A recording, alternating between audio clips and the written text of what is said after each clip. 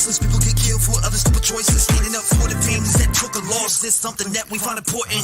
Rap game strong, chest up. Little homie, keep your head up. You can be whatever you want. Get rid of the fake and it will lead up. All my life I strive for greatness. I manifested my time with patience. People trying to copy us, but respect is earned. It's not an obligation. I love the fam and they love me back, and that's why I always have the backs. I give a voice to those people who would... What's going on, everybody? Happy Friday. Happy Friday to everybody coming by. Today, we are going to do a little live today. You know, we got Jennifer Coffindorfer coming on tomorrow. We got some things coming up. Make sure you sign the petition to stop the demolition of 1122 Kane Road because they're trying to tear it down. But I want to shout out everybody that's here right now. And before we do that, I do want to bring this up. Make sure you sign this, though. You know, we're at 1,715 signatures. Make sure you sign that, please. Share it around, share it on Twitter, whatever platforms you're on. Share this, get it signed. Let's show the people that we're, you know, reaching for this next goal. Can we hit 2,500? Can we hit 2,500? I'm curious.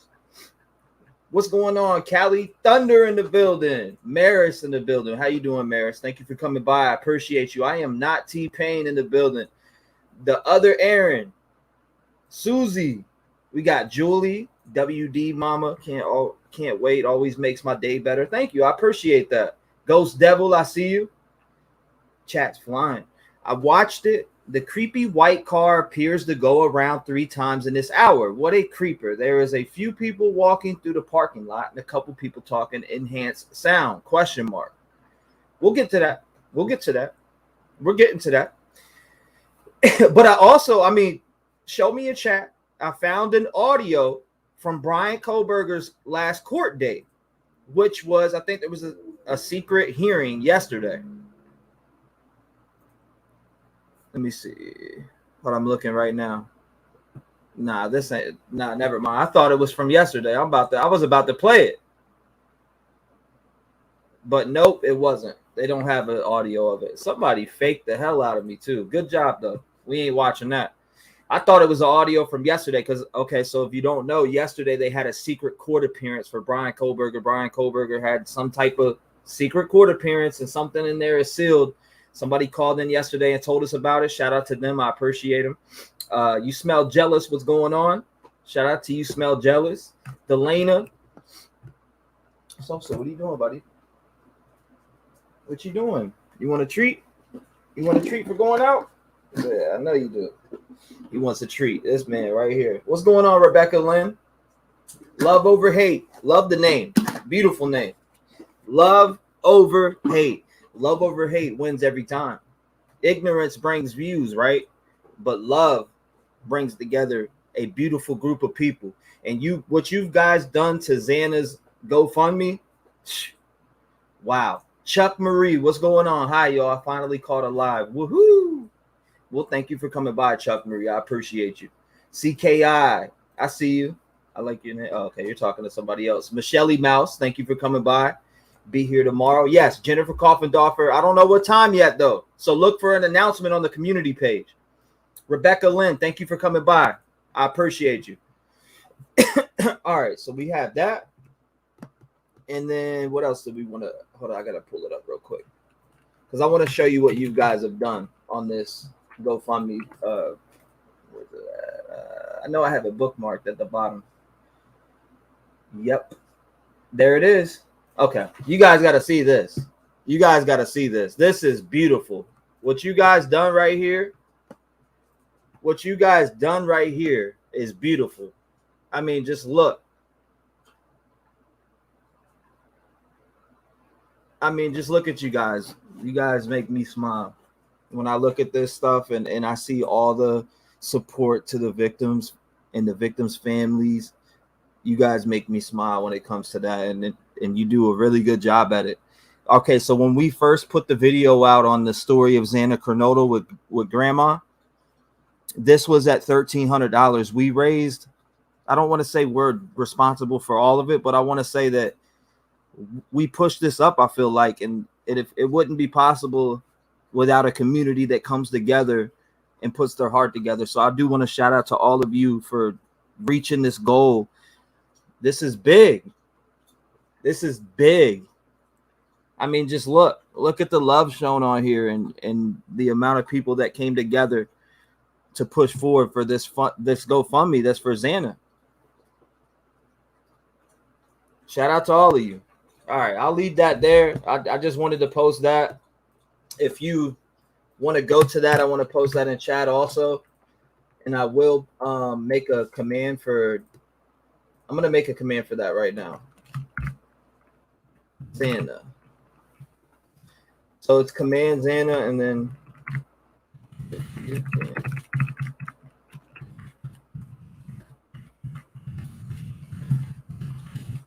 okay, here we go. So I put the link. It's exclamation point Xana. If you want to go to this site, exclamation point Xana in chat, it'll take you right to that. Again, exclamation point Xana.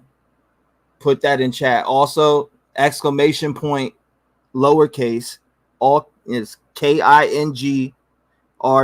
So King Road, but you know, we use the initials RD. So lowercase King RD. And you'll be able to get to that also.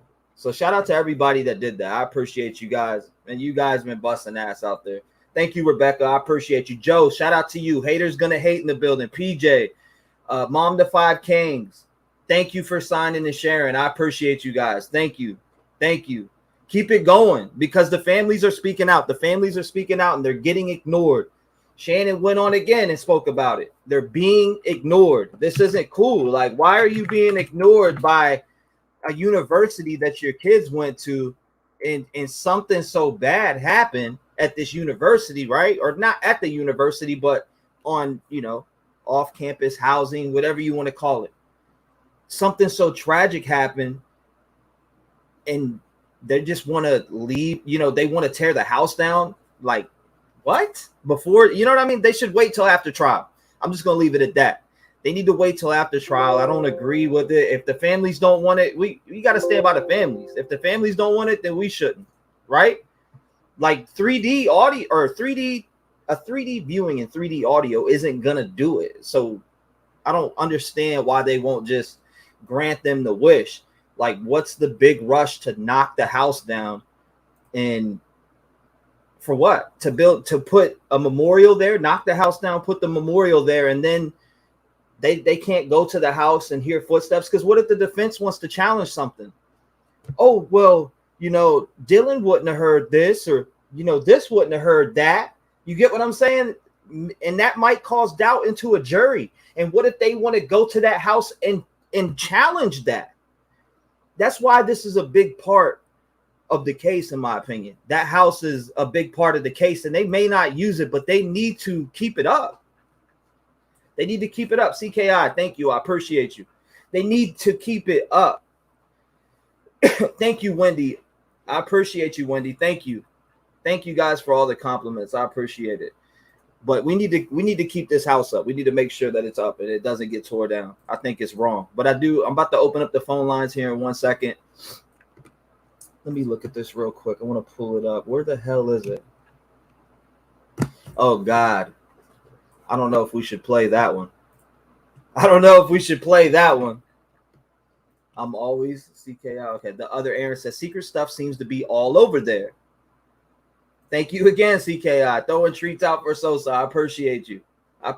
Says Mimi, what's going on? Welcome to the live. Thank you for coming by. Familiar face. I see a lot of familiar faces in here. A lot of familiar people. Willot Harris, shout out to you, brother. I appreciate you coming by.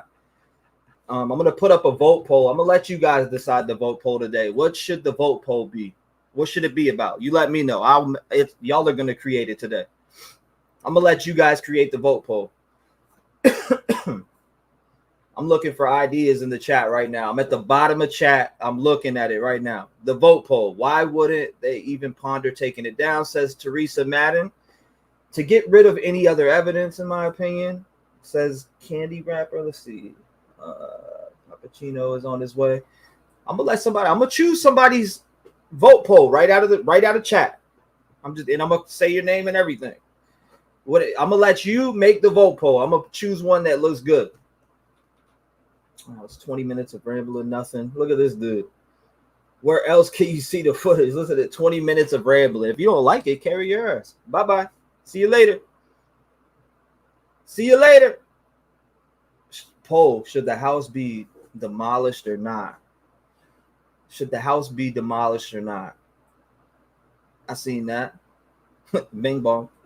If you don't like it, go. I don't care. How about who could win a fight, Watts or BK? Damn. It should be a crime to prevent the jury from going to the house. Do you believe there's an ulterior motive? Ooh, I like that question. I like that question. Alyssa, shout out to Alyssa. Shout out to Alyssa. I like that. I like that. These 4 lights are more important than the house. Yeah, I agree that too. I agree to that too. Hold up. Do you believe? Yeah, I'm sorry, but I rock with that one heavy. Do you believe there's an ulterior motive to tearing the house down? That is a great question. Shout out to her. So let me put it this way. Yes, they're covering something up. That's going to be the first vote. Okay, so.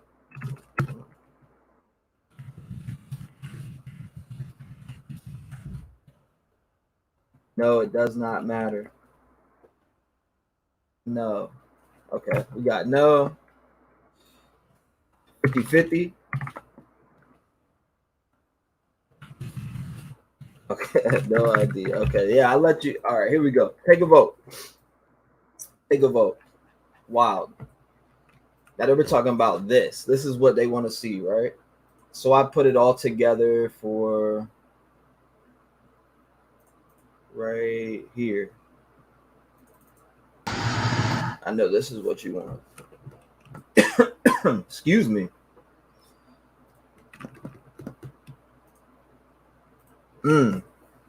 There you go. Make sure that's on. I'm gonna open the clock too. Let's see. But make sure you vote. We got that set up. We got that set up. Shout out to Jeff on the video. Shout out to Jeff. I'm gonna have to grab his link from his page and put him in the Nightbot so people can go over there and subscribe to Jeff's channel. He does video work. He covers audio. He makes the audio pop. So he's very good at that. Shout out to everybody, like I said, that's in the building. Courtney, AJ, what's going on? Let me scroll down to the bottom of chat though. I might want to change my vote. 75%. Wow. Yeah, let's look at it. Let's see where it's at. Okay. Do you believe there's an ulterior motive to tearing the house down? Yes, they're covering something up. 60%. 60%. 219-885-9693. Make sure you call in. I just opened the lines. You want to call in, call in. Let's hear from you. You might want to change your vote, though. What's going on, Leanne? Hopefully I said your name right. AT, right? Mods in chat. Hope everyone is having a good day. What's going on, Crystal? Yep, I truly feel they want to get rid of any other evidence. Wow. The community speaks. Make your opinion heard.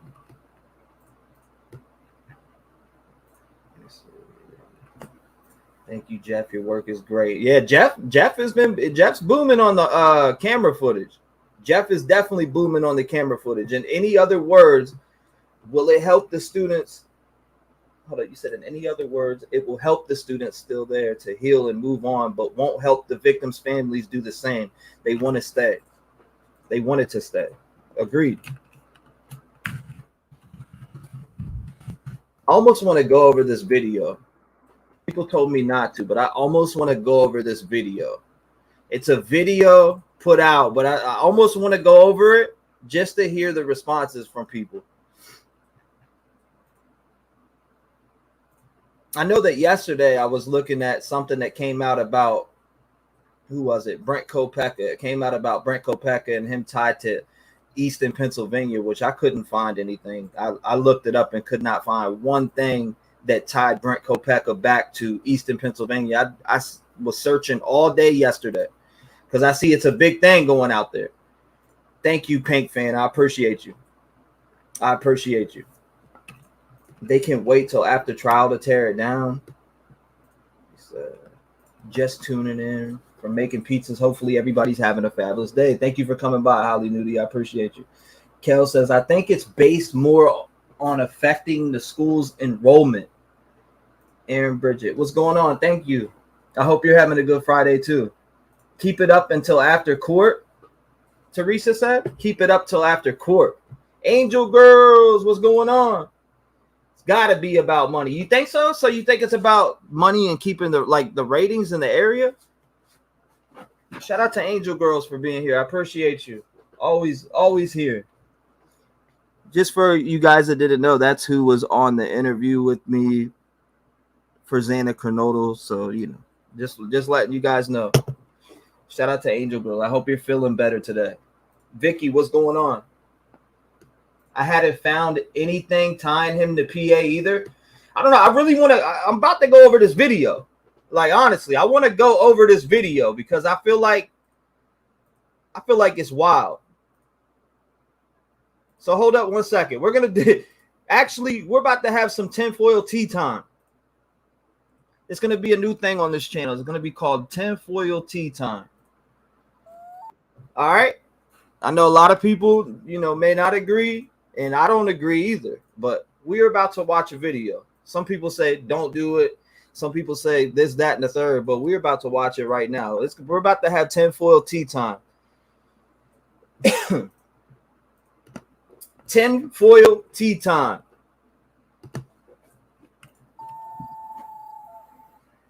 In this video, we're going to talk about connections, horror movies, Brant Kopaka, Brian Koberger, Darren Duncan, DD for short. We're going to talk about a lot of things, including surveillance cameras, the alleged route taken, the probable cause affidavit. We're going to cover a lot of information in a very short amount of time. Let's jump right into this video and see what I have to say for myself this time.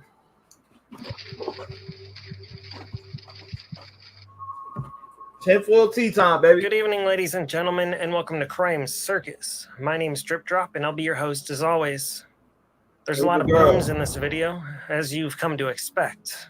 I would like to make clear, some people were a little confused on where I got the information that Brant Kopaka lived in Pennsylvania. Some of you out there even thought I was making it up. Welcome, Heather. That's not what I do here at Crime Circus. I don't make up information. Although everything in these videos is alleged speculation and nothing can be considered factual, still wouldn't be. I do try to keep it factual here. But this, just in case you guys don't know, we're watching a new video that came out today, and we're gonna call this segment Tinfoil Tea Time. We're gonna watch this, and I want to hear your thoughts on it. The entire show is just somebody else's fantasy. I take no responsibility for anything within this program. Now, where I found this information was in a background check from Intellius. Not the free version. You have to pay to get the background check. And I found it right here.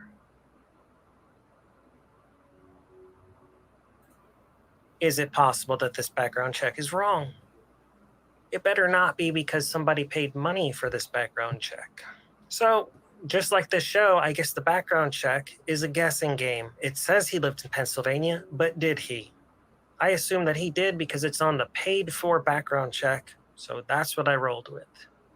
Anyways, there's been a lot of new court documents that have come out. I've seen some booms within them, and I'll get to them in due time. I've been studying the probable cause affidavit. I've probably read it 1,122 times, and I've found some new booms. The alleged route that Brian Koberger took to slay these 4 young, beautiful college students is not possible. In fact, the alleged route may actually prove Brian Koberger's innocence. For starters, there's at least one active working. Hold up. So he's saying that the exact route might prove. What's your thoughts on that, Jack? Drip Drop's going crazy out here, man. Drip Drop's going crazy. Yeah, shout out to that. I mean, it's the special. We're gonna put a package together, but it's tinfoil tea time. We're jumping into it real quick. Thank you, Gina. I appreciate you. My husband is a veteran. What Crime Circus is doing to Kopeka is disgusting and irresponsible. We'll talk about it. If Brent K is involved, I think it would only be BK trying to frame him. Camera prior to where they say the white Elantra was first seen in That was a Pullman, totally Washington. different. They say I did this a white research Hyundai yesterday. Elantra was first captured on video camera heading north on Southeast Nevada Street in Pullman, Find the Washington. petition. Thank you. This is a very small street, and I do wonder, Thank how you, did this AJ. white Hyundai You Elantra are just magically appear Lady heading Boss. north on Southeast Nevada Street? Heading north would actually be heading towards Brian's apartment, not away from his apartment, and not heading towards Moscow, Idaho. As you can see on this map here, that's actually just a stone's throw away from Coffee House Apartments. And I think you know who lived at Coffee House Apartments. So analyzing this sky view on this map right here on Google Maps, you can see Southeast Nevada Street in Pullman is right here. Brian Kohberger's apartment, Steptoe Apartments, is up here. There are cameras in between these locations. So why does the probable cause affidavit start with the Hyundai starting right there? There's a Starbucks there and it was closed. Welcome, Lady There's Boss. a few other buildings there and they were closed as well. They say that the white Hyundai Elantra was next caught on camera 9 minutes later, heading south on Southeast Nevada Street. So where was this Hyundai for those 9 minutes?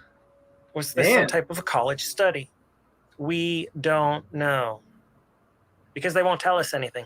They'd like to. What now? Okay, so right, they're doing the investigation out here in the YouTube streets, right? I reached out to Brent Kopecka's friend. I offered him the platform to come up and speak, because I think and everybody's going to do their own digging, and everybody's going to look up on people, and they're going to look down, you know what I'm saying, and investigate avenues of this case and put up content, etc. And I'm my own channel, he's his own channel, but look, I don't agree with it. I'm just going to say it 100%. I don't agree with the aspect of what he's doing here. Now, Drip Drop has shown love and done shit with the channel, but I'm just going to be honest. I don't agree with it. I don't think that Kopecka has anything to do with this case. I feel like if he did, the police would have already mentioned it. I mean, that's just how I feel in my heart. Now, knowing that, looking at my emails and seeing about 20 to 30 people send me this video within the last 20 minutes, go over this video. All right, tinfoil tea time. We'll go over the video. To keep secrets. And here at Crime Circus, we don't like secrets. In fact, I really like to expose secrets. And if you watching this right now have any secrets, leave a secret down below in the comment section. I'll be sure to read it. Anyways, so this alleged route in the probable cause affidavit already starts off a bit sketch, because Brian Kohberger's car should have started off closer to his apartments, because also in the probable cause affidavit, they mention another camera for his alleged route home, and it's closer to the apartments. But I'm jumping ahead of myself here. Listen to what the police chief had to say. So far, we have a list of approximately 22,000 registered white Hyundai Elantras that fit into our criteria that we're sorting through. That's an awful lot of information. 22,000 white Hyundai Elantras in the area? Do you think it's possible they were tracking different white Hyundai Elantras and they just assumed it was the same Hyundai Elantra to make the timeline fit? We're not at the boom yet. If you want to stop it, I just opened the lines just now. I took it off Do Not Disturb. I seen a bunch of you calling in. My bad. I did not know it was on Do Not Disturb. You could definitely call in. But let's discuss. Welcome. This location right here is where a white Hyundai Elantra was Appreciate first reported in the probable cause affidavit, caught on camera. They claim this is Brian Kohberger's white Hyundai Elantra right here in the street. This route doesn't even make any sense, because if he's been stalking this house on King Road, he would know exactly how to get there. Instead, he's on the wrong side of Moscow. It doesn't make sense. It doesn't make any sense at all. So then allegedly a few hours later, they say that Brian Kohberger made it home. And they say he was caught on this camera right here. Why wasn't the car that was allegedly involved in this crime caught on that camera near Brian Kohberger's apartment before the crime happened? Wouldn't he have had to have left his apartment and that car would have been caught on that camera? Make it make sense. It doesn't make sense because it's nonsensical. Unless you just want to believe in the probable cause affidavit, because that's what it is right now, belief. You can believe. I believe in it because this ties back. I mean, this is just me though. Shout out to Jeff with this footage. Like I said, if you look at this footage, I believe in the probable cause affidavit. Look at it. Look at the timestamp, 4:05. I believe it. Let's look. Timestamp right here. Turn that back.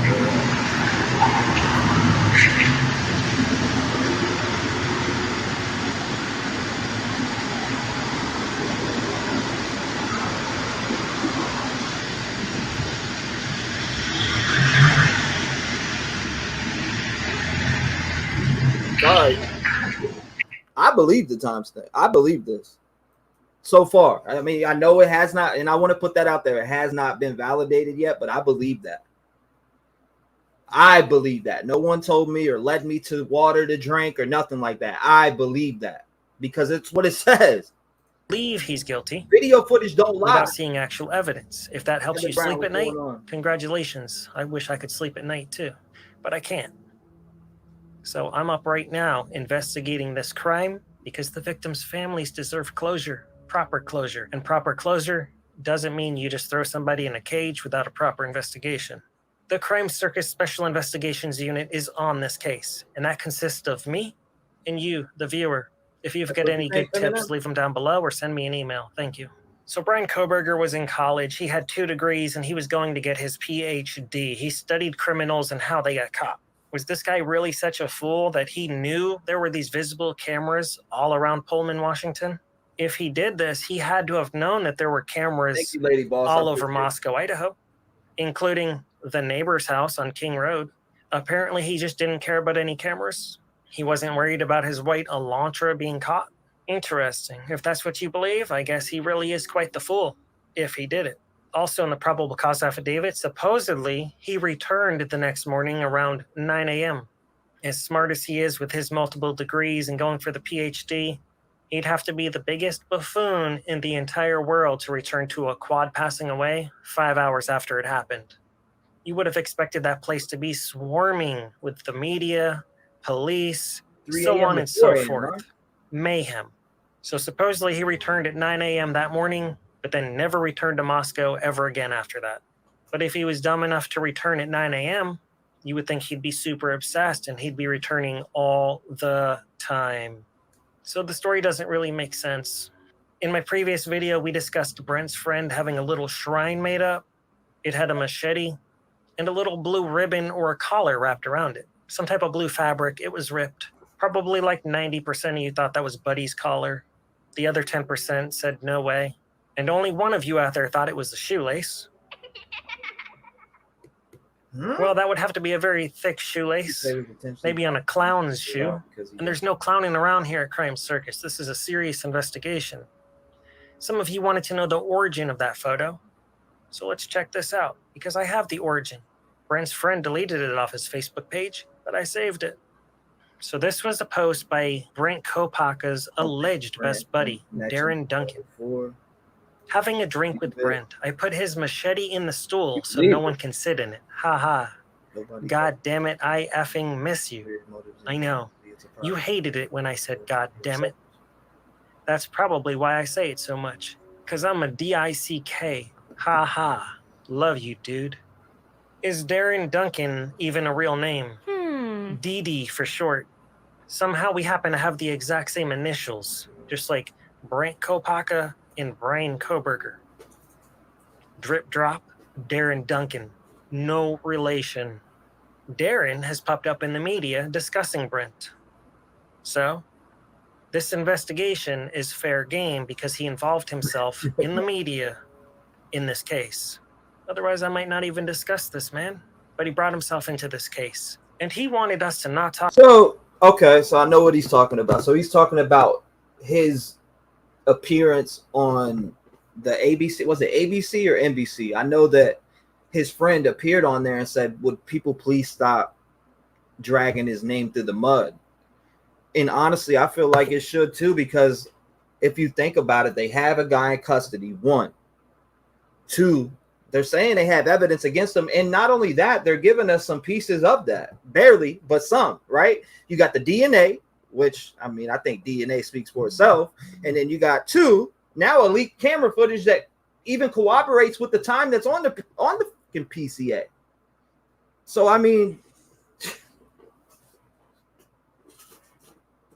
do what you guys do, but I want to see that. My reaction to this is, I don't know. Like I've had all this stuff sent to my email. I could make the same stuff.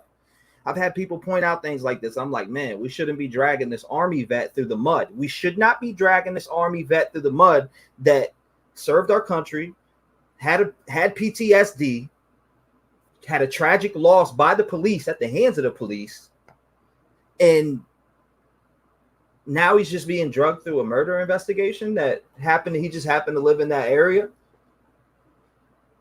right by where Brian was. I mean, I just don't. I'm sorry. It doesn't sound right to me, and I wouldn't even feel good covering that. And I've talked about it before on my channel, and it just, after things been pointed out to me, it's like, man, why are we going after this guy? Why are people talking about this guy? We got a guy in custody. We need to be talking about him. Talk about Brent. So that right there raised a red flag. And I said to myself, drip drop, maybe you should investigate this guy. Darren Duncan sounds like a fake name, and he really doesn't want us to investigate the things you're talking about. So here we are. This is me. Here we go. 956, you're in the mix.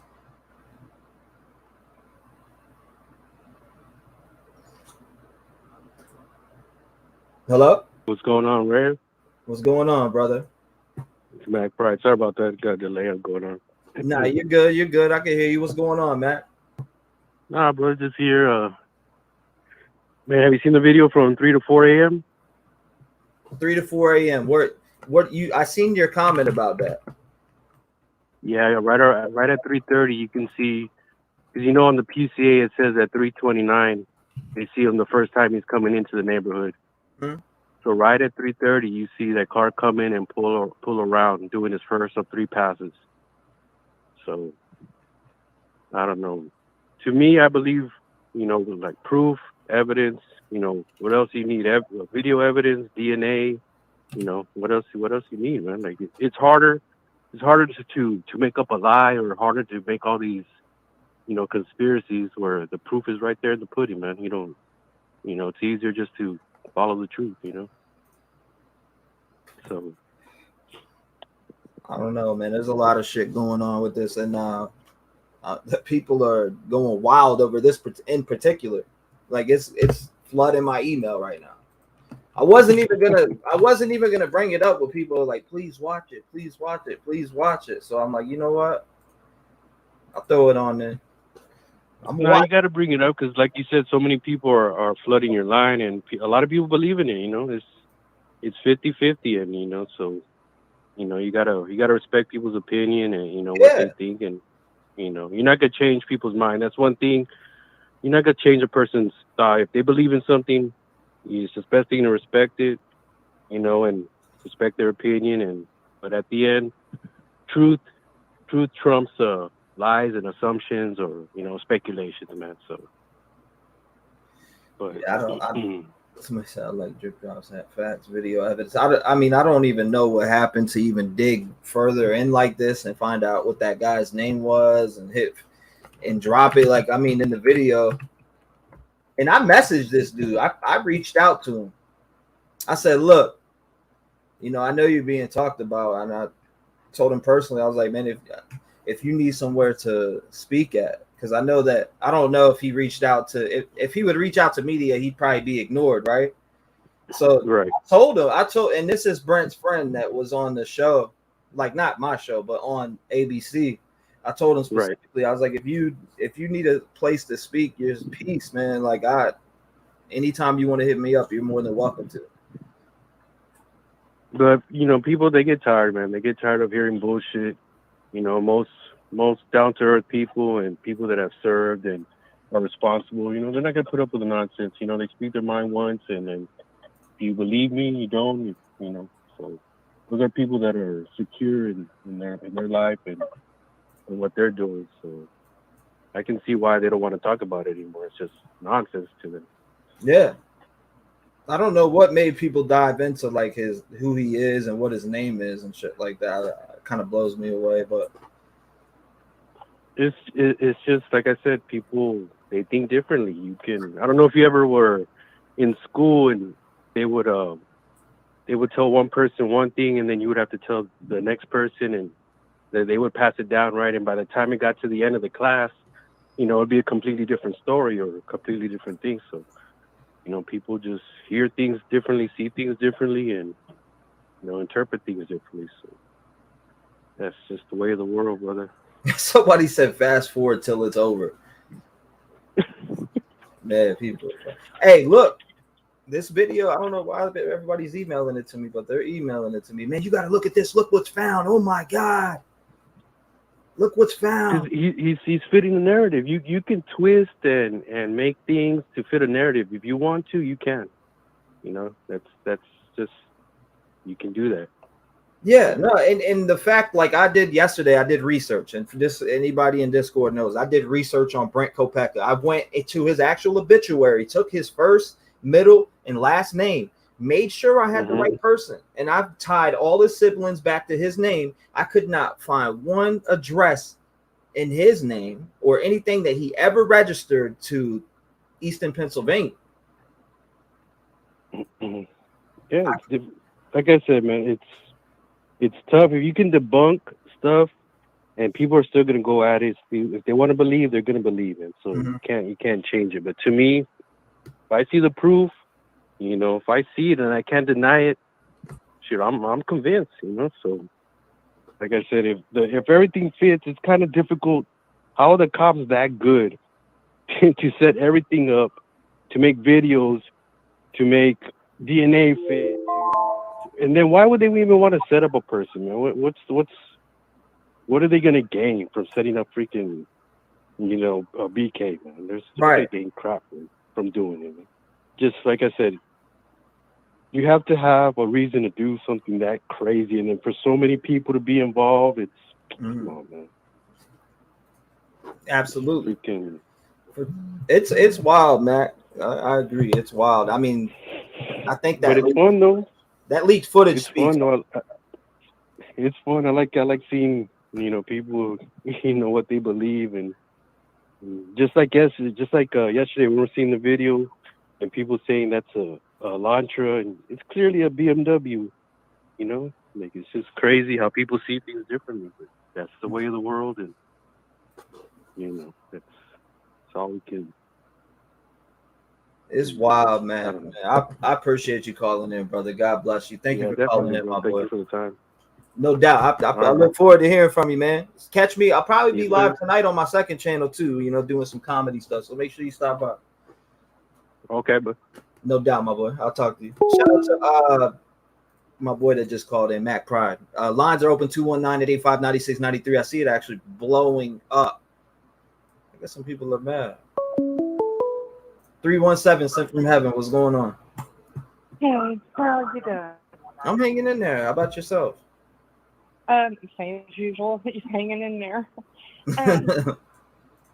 And before everybody starts throwing stones at me, I do know what I'm talking about on the touch DNA. I was raped in 2017, and sorry to all hear over my thank you. All over my shorts was the fingerprints. For blue jeans, short cut off on the snap, on the spur, on the back, on the side. His lawyer walks in a courtroom, and I'm thinking, okay, we got the DNA. That's good. We got it. And I had more DNA than what they had in the Idaho 4 case. His lawyer starts rattling off a bunch of stuff, and the judge threw out the touch DNA. Said it was unreliable. You could shake somebody's hand at McDonald's or take a $1 bill that the cashier gave you, go home, your wife touches the same $1 bill, she goes to someone's house, she finds them deceased, her fingerprint, or possibly the transfer of touch DNA. And when the judge threw out the DNA, it went down, and this is totally different cases. It went down to he said, she said that. So I don't have on the test DNA. Mm-hmm. It's just there's too many things and too many scenarios that can explain it away. Right. And if I understood right, it was a very small amount of touch DNA. So what about his vehicle? Like, what if there's a camera dead to rights, his vehicle right at the scene? I'm going to tell you right now, if there is a camera that has his vehicle and him getting out of it, shoot him. Fire squad, lining up. Okay, I see your angle. I like it. It's a defense angle, no doubt. I think it's a good angle too. Something that needs to be talked about because we're going to see a lot of that during trial. Mm-hmm. That's a fact. We're going to see a lot of that during trial. You know, like I said, it's his as it stands right now, and if his case was in court and I was one of the jurors, I would not say guilty. Mm. And that's just with what's out right now. Mm-hmm. Like I said, somebody produces a camera with him getting out of that car.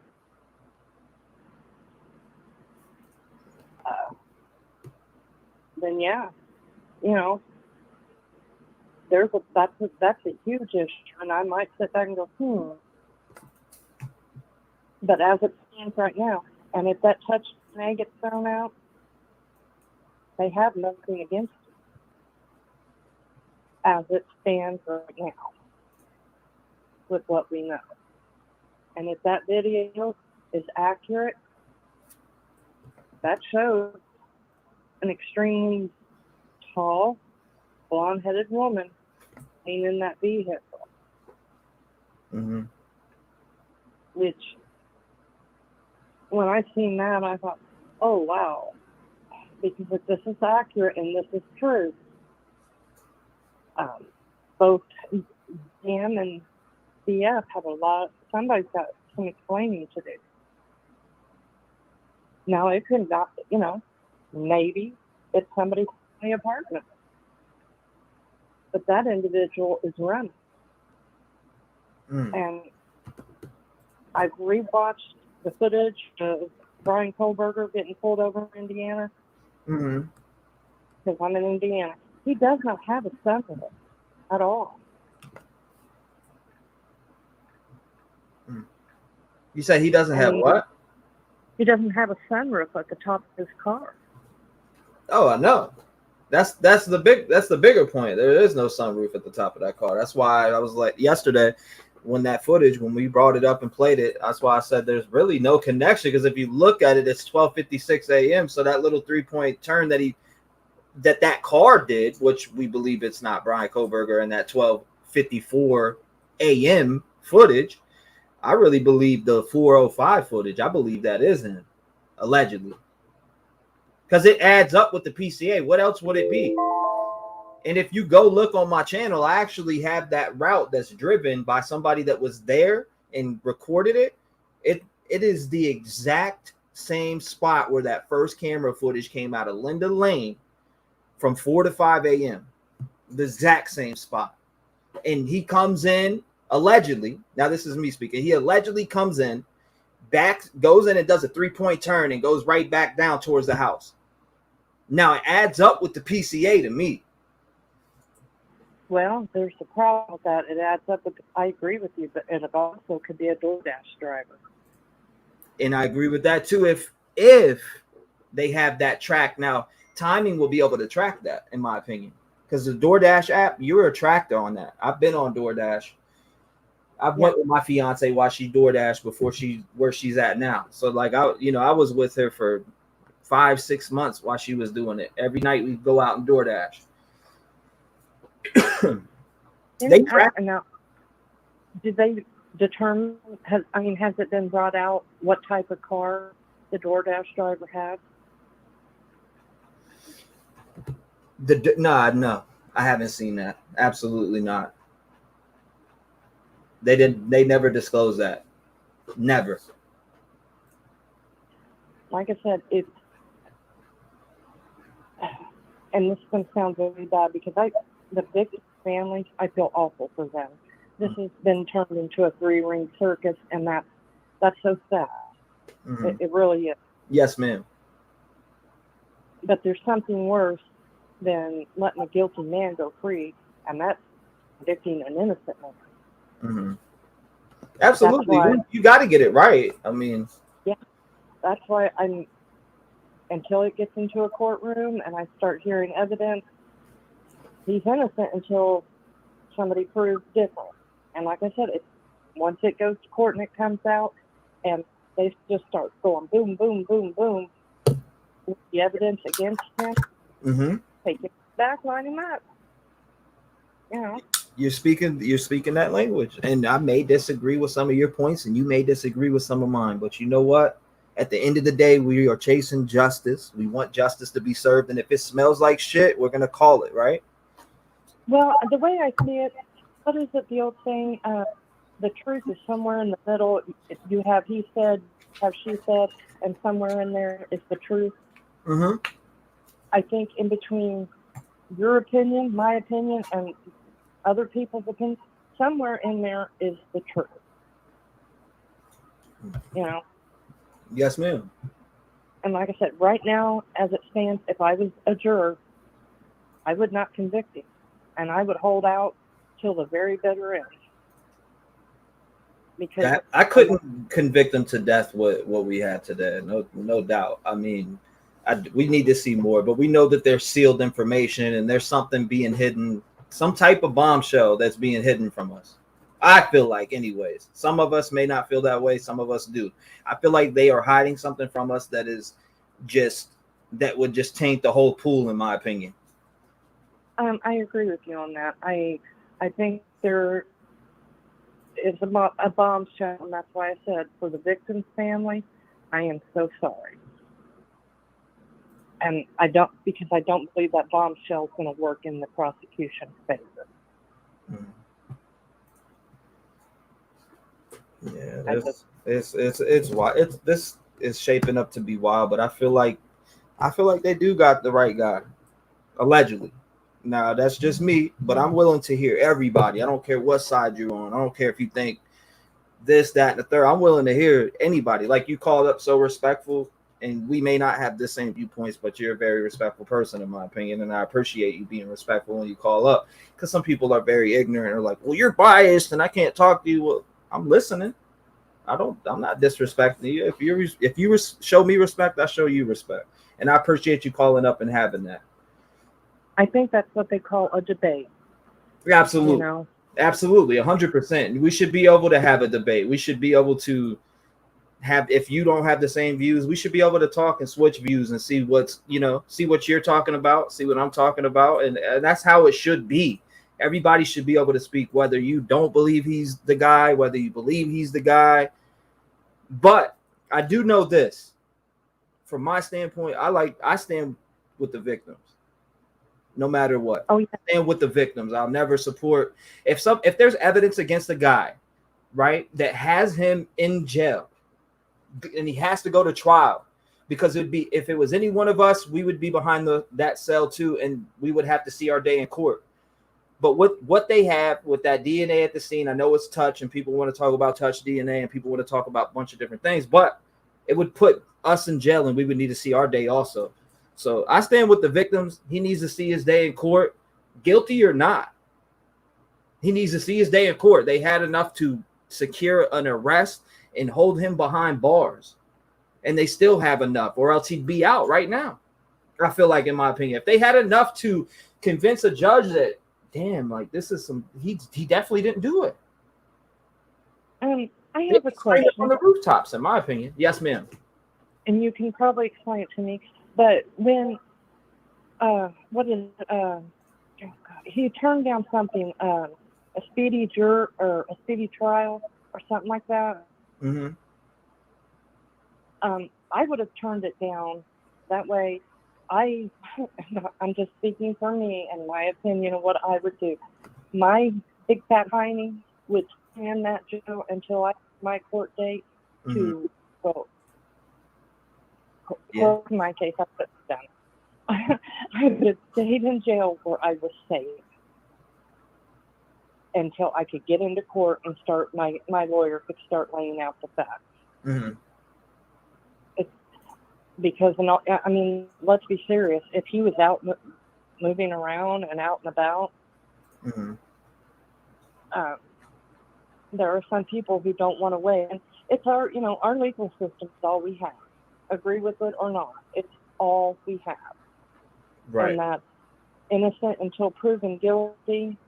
With some, it's like that didn't matter. It's guilty until proven innocent. I mean, that's kind of the way it is. It's kind of the way it is. Yeah. You get locked up, you have to face your day in court, whether you're guilty or not. Yeah, in America.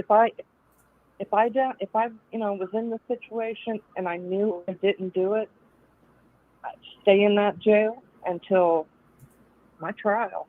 That way, I knew my safety was guaranteed. Right. Because if you're out talking, nah. Well, I appreciate you calling in. I'm gonna let some more people call in, and thank you so much. I just let you go over. I just had a conversation with you. I enjoyed it. Thank you for calling up. I appreciate you. Thank you. God bless you, ma'am. And sorry about what happened to you when you were growing up. I hope that you were able to breathe and move past that. God bless you, ma'am. I hope you have a beautiful day. You too. Thank you. Thank you, ma'am. 541, what's going on? Hey, how's it going, bud? How you doing? What's going on, brother? How you doing, man? Oh no, hold on, brother. I was just watching your video. I was just I don't think the first car is the one, man. That looks like a BMW X6. Yeah. You know, and the second one 100% for sure. But the first one, man, I think that's just a video just to get attention or just, you know. So for sure, bro. So are you talking about the actual video footage of the vehicle? Yeah, no, it's where he turns around and stuff, and you know they have the first video, and then the second one is like at 4 a.m. I think the one at 4 a.m. is 100%, you know, that car, but the first one it looks like a BMW X6 to me, man, more of an SUV because it has a sunroof. Right. Yeah. So that's why yeah, man. But I think there's just a lot going on. Maybe the time frames are just a little bit off, but yeah, there's something going on, man. Like you said, there's a bombshell. I'm sure they're just keeping it, and they're just waiting for trial and you know, release it and all that. So. Well, another thing is they never said they never mentioned if they found any other DNA at the location that matched with Brian Kohlberger's. They just mentioned the one on the sheath. Yeah. I feel like they've been keeping it kind of you know, quiet, hush of what DNA, and I think they have an idea, but that 100% him, you know, and the way he was just acting, you know, putting gloves on and sorting out the garbage at his parents' house. I mean, just, you know, you act guilty when you look guilty, you know, when you're being sketchy. I just feel there's a lot. He thinks he's probably a lot smarter than everybody, but I just think that he just made himself look really guilty by you know, trying to get away with it with the gloves and all that shit at his parents' house, and you know. No doubt. Like, especially the garbage, like with the garbage gloves. Yeah, it's just weird, man. Like, people think that 3 agencies, which would be 3 different states and the FBI, are conspiring together just to put this man away and watch him rot. Like, I just don't believe that. Yeah, I know, man. It just and about the house, man. I mean, it's a college house, party house. You know how they are.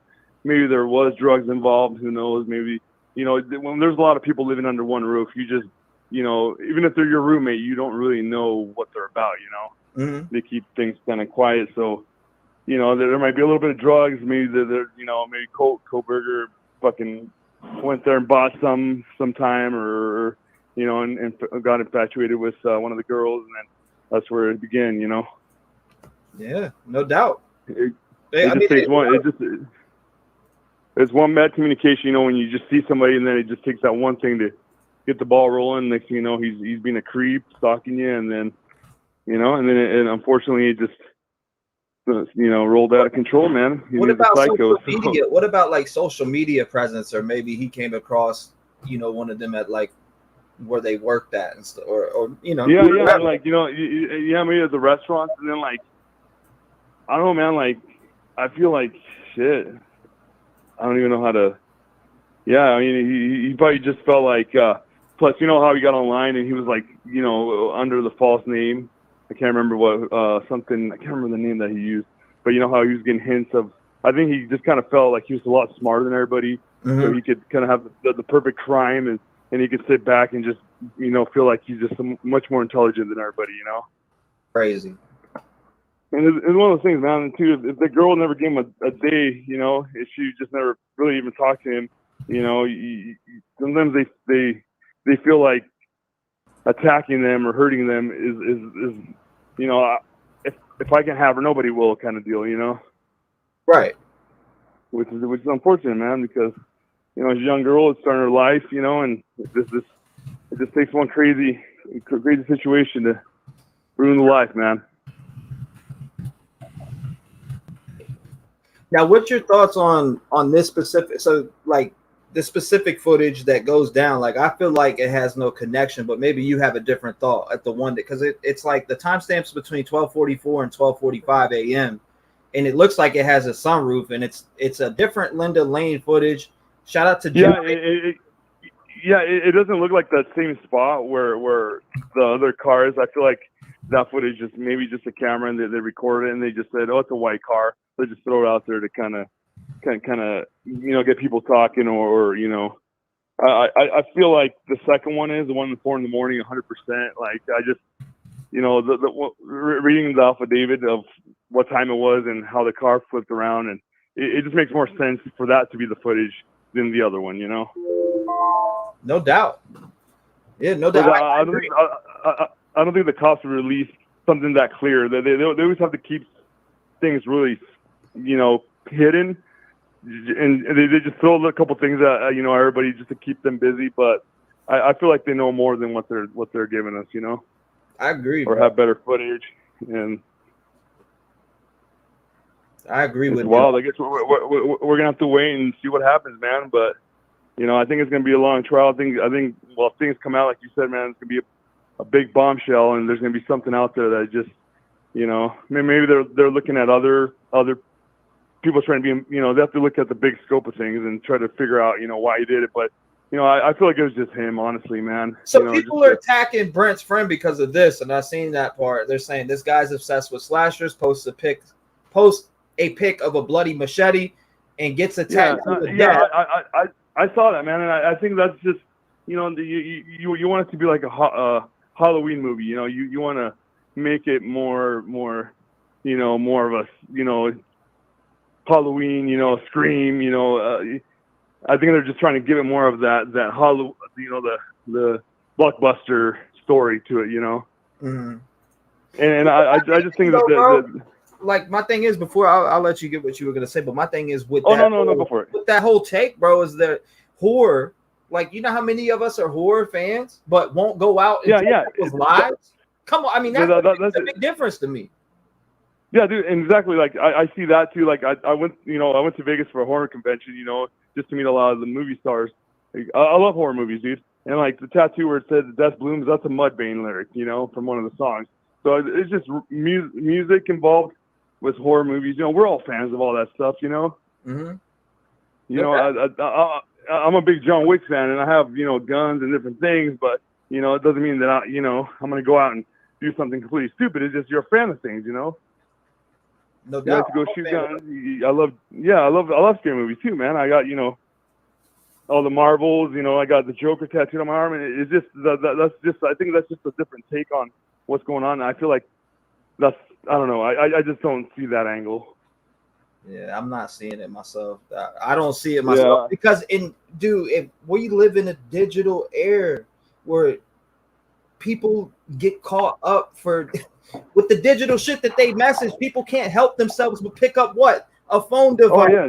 And you know what I mean? Like a lot of people aren't thinking about the consequences that lead up, and that's why people get arrested. That's why there's a digital footprint. That's why somebody gets arrested. You can't. It's almost hard to commit the perfect murder and line shit up. Like it's really hard to do that, and for you to do that.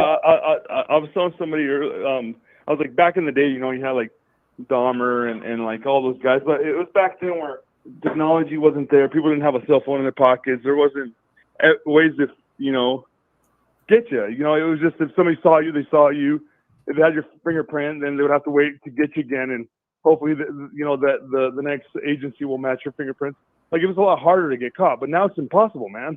Mm-hmm. There's cameras in every corner. There's phones in your pocket. There's just, you know, it would be hard and next to impossible to do something and get away with it with that magnitude, you know? Mm-hmm. No doubt. I appreciate you calling in, brother. It was a good conversation. Yeah, bro. And I love your channel, man. I'm just a big fan. I was watching you, and I agree with a lot of things you say, brother. And I'm just 100% with you, man. Thank you, brother. I appreciate you calling up, sharing your. You got it, man. Yeah. So we'll have to see what happens, man. We'll have to see the how everything unfolds with this, you know. So I feel horrible for the girls that had to suffer the consequences, you know. Absolutely. Of this crazy individual that just you know, he never had a girlfriend or whatever, and he just kind of took it out on everybody, man. Make sure I don't know if you've seen it, but make sure you go watch the story of Xana Kernodle. I actually had an interview with grandma with her, and we talked about it. It was like an hour. Oh, yeah, I heard you talking about it, and I was kind of curious about that. Yeah, so I'll go check it out right now, man. I'm just watching it right now, and I was like, I'm gonna give this guy a call, let him know that my take on the first car, that it looks like a BMW X6 was what I wanted to tell you. You know, I think the first one's nothing. I think the second video at 4 a.m. is 100%. You know. Yeah, no doubt. I appreciate you calling up, throwing your input. You got it, brother. Hey, you got it, man. And yeah, we'll see how everything plays out, man. I'm a big fan. You take care, brother. God bless you. Thank you, man. I appreciate you. I look forward to talking to you again. You got it, man. Bye. God bless. Later. Shout out to him, man. 219-885-9693. Make sure you guys call in. Make sure you guys call in. Shout out to him, though.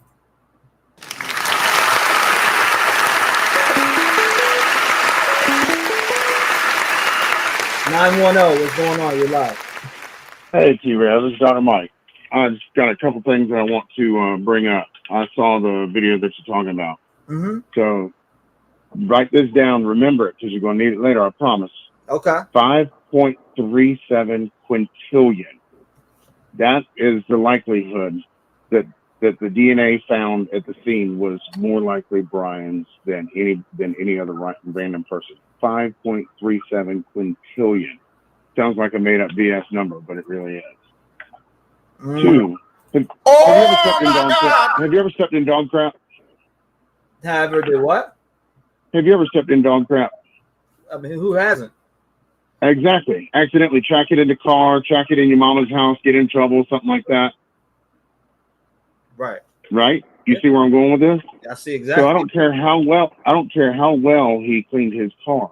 Mm-hmm. I just watched an interrogation where they had solved a crime that was 30 years old because the victim's blood was in the gas pedal and in the carpet on the right hand, just to the right of the gas pedal. Mm-hmm. from the actual murder, because it was on his shoe and he accidentally got it on his carpet. Second, as bad as that scene was, you don't think he was covered in blood? I don't care how well you clean those seats.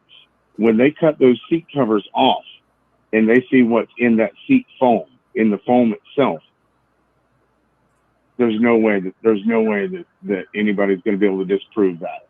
And for them to for the state to be so certain to bring up the death penalty, they have to have some sort of banger like that is just absolutely, this is it. It's cut and dry and end of discussion. They have to. That's how I feel, brother. So, but like I said, 5.37 quintillion. And I thought that I read, and I might be wrong, you might want to double check, but I thought that I read that his DNA was on one of the victim's gowns. I thought that I read that in one of the court releases. No, it was the same one that I can correct that right now. That was in reference to another case, by the way. I just want to make that known. Okay. I'm glad you mentioned that so we could clear that up. The thing about the gown, because people hit me up about it, like, oh my God, there was DNA found on a gown. If you look very closely, it specifically shows you that that's another case. Okay. So that was that was the same court release that said 5.37 quintillion times more likely to be his DNA than anybody else. Right. But like I said, whenever they dissect that car, which I'm sure that they already have, there's going to be blood inside the stitching of the steering wheel, inside the little cracks and crevices on his key, inside the little cracks and crevices on his gear shifter, turn signal, whatever. But when they cut the seat covers off, and when they cut the carpet out, and they start testing the backside and testing the foam, all the evidence is going to be right there, and it's going to be undeniable. It's going to That's be. all I wanted to throw out there. I wonder what's sealed, because that's my number one question right now. What is sealed? What are they hiding from us? Is it the witnesses? Is it DNA? Other DNA evidence? Because they didn't. You get what I'm saying? They mentioned the sheath evidence, right? Like, okay, we got DNA off the sheath, but was Brian Kohlberger's DNA? And we're going to have Jennifer Koffendorfer on here tomorrow, and I'm going to address a lot of questions to her as quick as I can for the segment that we have her on. They never mentioned that they didn't have any other DNA from the house. I just want to put you're 100% correct. You're 100% correct, but they can't take the jury pool. That too. You're right. That's the reason why they're keeping the gag, is because if they take the jury pool, then it's an automatic mistrial. Talk to them. Keep telling them. But I mean, that's what it is. I mean, the fact that Idaho was voting to bring back the firing squad just for this case, you tell me they're not certain that they've got him dead to rights. And you can look it up. I'm not making this up. It's not bro science. It's not what I've read on Facebook or Reddit or whatever. I mean, they were literally trying to bring back the firing squad just for this case. So, I know, I was actually pretty blown away when I seen that, because it happened like shortly after that. Because they know they've got him dead to rights. Just like in the video that Drip Drop released that you were just referencing, I don't know if he brought up cell towers then or if it was in a previous one, but with triangulation, there's 4 towers in the area, and with triangulation, you can get it within 500 feet. That's pretty damn close. That's pretty damn close. Between the cell phone data, him being on their Wi-Fi, and having video evidence of him at the scene at the right time, I mean, that's enough circumstantial to definitely arrest him, and in a lot of places maybe convict him. But once they have the DNA out of his car, he's done. Yeah. I heard my dinger go off, so I know it's time. I appreciate it. I'm still talking to you though. Like, I mean, it's just crazy all that. Like for me, for instance, the Brent Kopecky stuff, right? So I feel like if this man was involved in any type of way, or I'm trying to think, like, would they seal that away? I feel like we would have heard about that. But then again, the dead can't speak for themselves. So why? I just don't understand why we're dragging someone through the mud. Now, if he was involved, I'm sure it would have been out by now. Law enforcement would have. It absolutely would have. And then to put his friend on blast for no good reason. And like I said yesterday, I'm a big fan of Drip Drop, but I thought that was kind of dirty. And I don't know if he's just chasing clicks or if he really believes it. But something that they taught us in medical school is when you hear hoofbeats, look for horses, don't look for zebras. And it seems like he's looking for zebras and chasing after red herring. And I mean, in the 5.37 quintillion chance that he's right with the avenues that he's chasing, then it would be phenomenal. But I think he's chasing after something that's not there. And like I said, putting somebody on blast is not fair at all. I mean, he put all that guy's information out there, and that's just not fair to him. Because you know how the internet works. People are going to go chasing after him. Right. I mean, I personally reached out to him. I said, if you need a platform and you want to speak, I'm here for you. Because I feel for, like, a lot of people's points on Brent Kopecky being involved. There's just not, like, what ties back to it? I mean, I'm a veteran. I joined the Army in 93. I was in from 93 to 03. I've got significant PTSD, but that doesn't mean I'm going to go do something stupid. I mean, I don't know what happened in his life to bring an end to it with the way that it ended, but to bring him into that just because he had his little likes or interests, that's you're right. The dead can't speak for themselves, and that's not fair. Nah, I'll put it this way, bro. Like people are gonna have their own investigative ways in the way that they cover true crime. Shout out to them. I do my stuff my way here. Nobody tells me how to do it. They do their stuff there. I can't tell nobody else how to do it. But I do want to speak out on Brent's behalf because there's nothing for me, and this is just my opinion, and I respect everybody else's, and I just don't agree with the Brent Kopeka part, and we could respectfully disagree at that for the people that are in chat that are looking at it in a different light. We could respectfully 100%. disagree and shake hands at the end of the day without arguing and fussing, but I just feel like it's wrong to really put this man inside of this murder without any evidence. Like, what evidence is there on Brent Kopeka that he was involved at the location or anything like that? Is if that was out there, I would love to cover it, talk about it, every aspect, but there's nothing that leads it there. I'm sorry. If there was a chance of it being real, yeah, but I don't think that there's any chance of it being real. I just think that that is truly not even circumstantial. It's just coincidental. Right. And correlation does not equal causation. No doubt. So agreed, bro. But I'll let you get back and answer your calls. Thank you.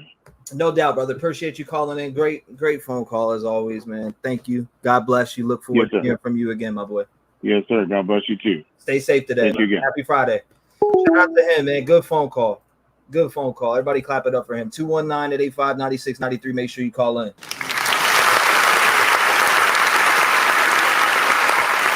219-885-9693. 662, what's going on? You're live. What's up, Trev? It's your boy, Matt. How you been, bro? I'm hanging in there, brother. How about yourself? I've been hanging in there. I remember the last time I talked to you, I was living in some deep depression. I've been following you with this case, the whole BK case. I'm gonna speculate. So I see, there's a new person of interest. Can you tell me about that? Like, I've been keeping up with it, but not a whole lot. But I do know that they're trying to put BK down by gunfire or something to that matter. Does what matter? I'm sorry. They said they were going to put BK down by like a gunfire or something to that matter. Like he's on firing squad. Yes, that's just something they made them to, or they're able to do that if they don't have, I'm pretty sure they do it by injection. So if they don't have that, then they're able to do firing squad. I'm pretty sure that's exactly what it is. Yeah. From what I read, that's what it said. Long story short, that's the short version. But the thing is I see your stream now. Is there a new person of interest? I mean, did BK really do it? I mean, is he innocent? Because some people wrong place, wrong time. Yeah, there is a such thing as wrong place at the wrong time. There definitely is. I agree with it. It's happened multiple times. And I mean, you can find several court cases where people have been exonerated. But is Brian Koberger innocent? That's all we can do is speculate. I mean, but what's your thoughts on his DNA on the knife sheath? What do you think about when you hear that? A DNA knife sheath found at the scene, right by a victim. What's your thoughts on that? I mean, it's hard to tell somebody. It could have been a setup. Okay. There is a such thing, Trev. I've seen this done down here in Mississippi, where there's been a delivery driver that was doing a delivery, and one of the sorority members stabbed himself right after stabbing members of the sorority, and blamed it on the delivery driver, and the delivery driver got put down for it. So I've seen that happen too many times. So like, who's to say that Brian Koberger didn't get jumped from behind, and he just so happened to try to defend himself, and his prints were on a blade, or he really did do it. All we can do is speculate. speculate. But hey, you keep doing what you're doing, Trev. I mean, I follow you 100%, bro. It's nothing but mad love, and I respect what you do, bro. Thank you, brother. I appreciate you, and I respect it. You know, if we disagree at points, I don't care about that. What I care about is a respectful conversation, and that we can have. And shout out to you, brother. I appreciate you. Anything else like that stands out to you? Maybe that might be weird. Little bit. I mean, the whole point of there's a new person of interest. I mean, go back and maybe do some more DNA testing. I mean, was there any more fingerprints found besides his? They keep bringing up this other DNA. I see chat talking about it too. They talk about this other DNA that was found at the scene, but it says unknown, and the defense put that out a couple Fridays ago.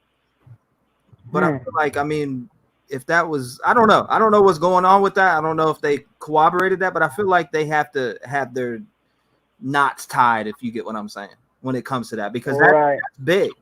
That could be big to a juror if that's really the case.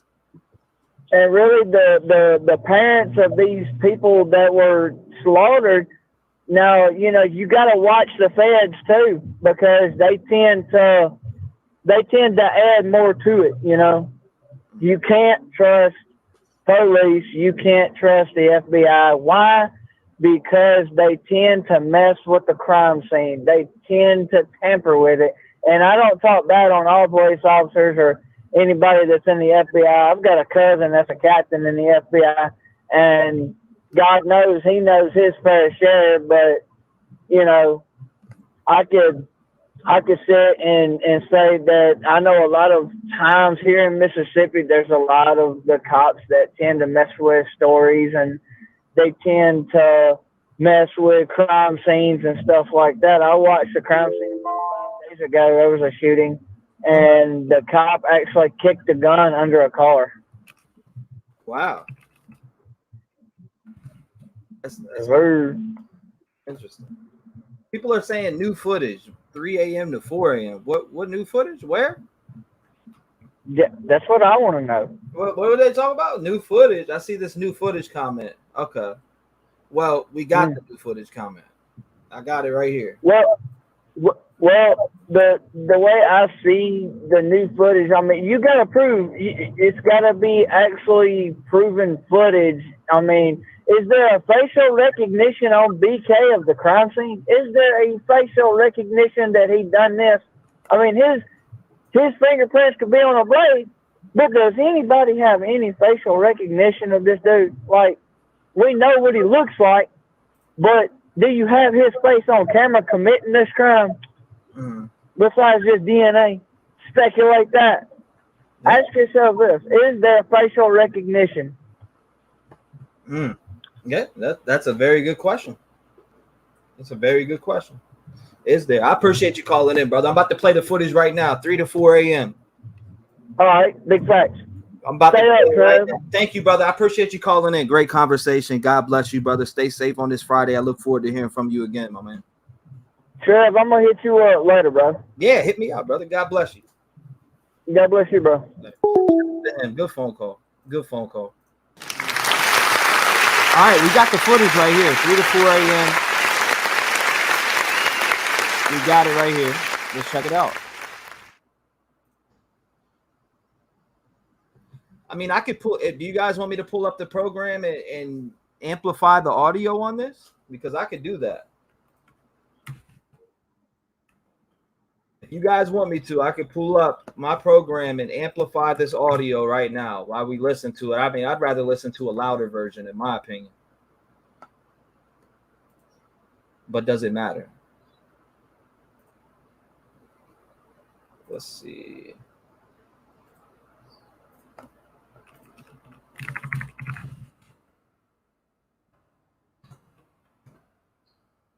Picture. I mean, it's turned up all the way. It sounds really low, but this is 3 to 4 a.m. This is the one Mac was talking about earlier.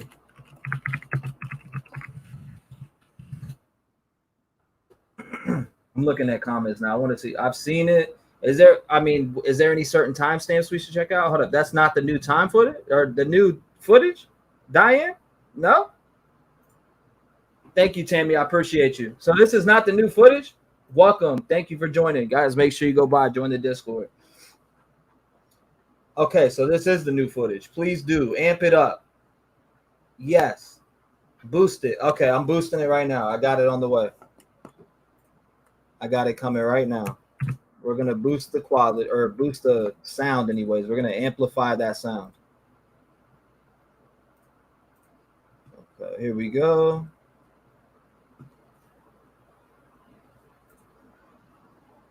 While we're peeking at this, I'm going to pull up my program and we're going to amplify this.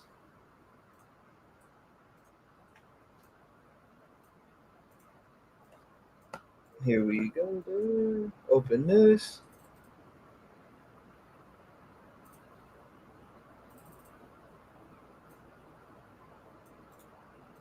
Okay, here we go. Amplified audio.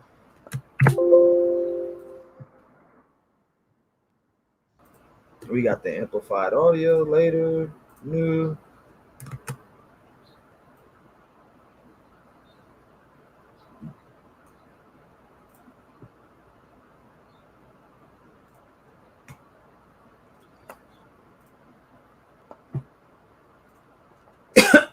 Turn this bad boy up.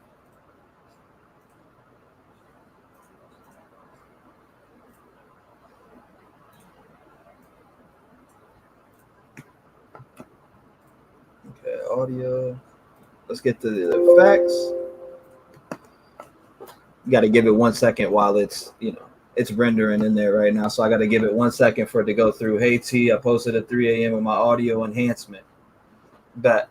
Say less. I got you. Still processing. Bet. I got you. Boom. Time boost. Thank you.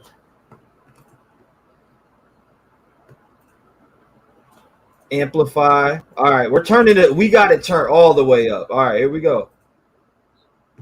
Pause this one. Let's bring this over to the viewing screen. Let's make it full screen.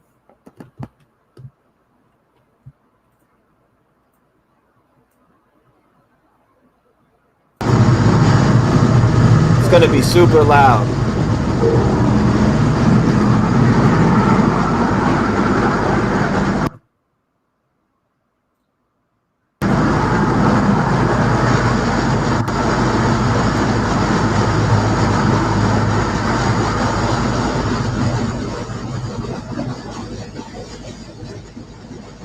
Super, super loud.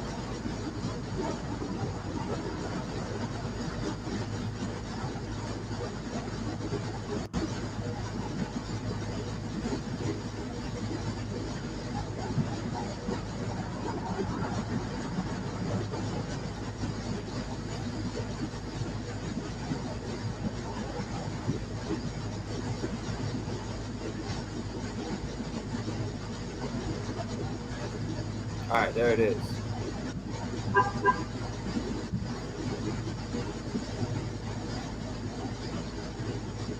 You're welcome. We'll listen together. There's a train horn.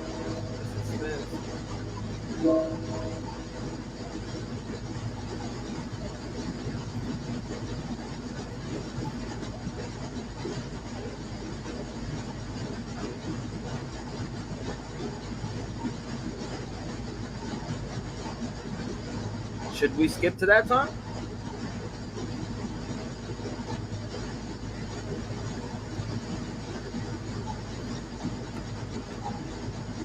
I got it amplified plus 400.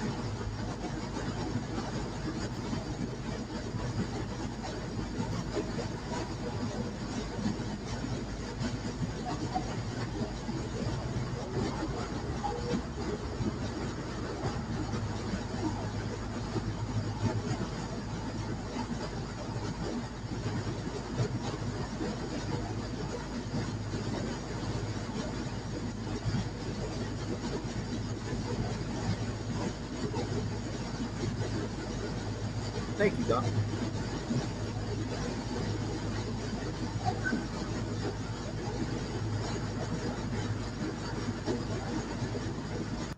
You want me to go to 3:30, chat? or we want to listen to the whole thing in the full? Let me know.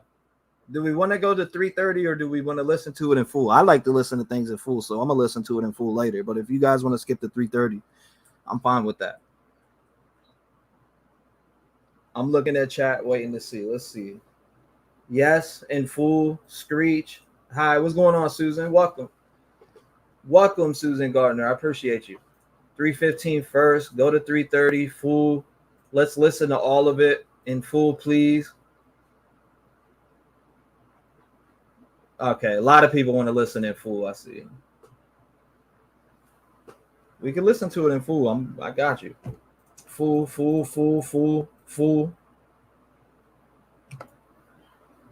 Nah, it's huge. It's actually mostly full. I see. A lot of people say full.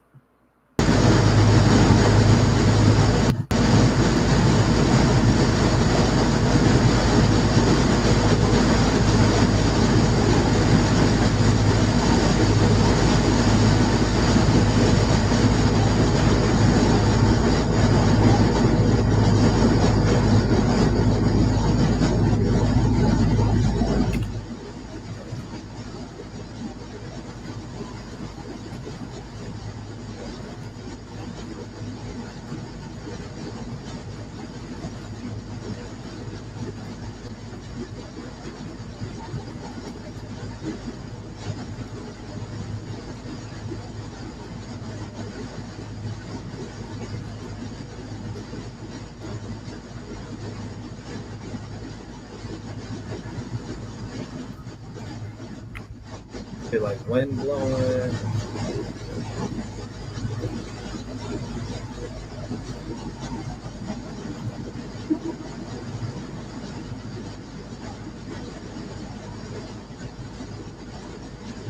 Huh.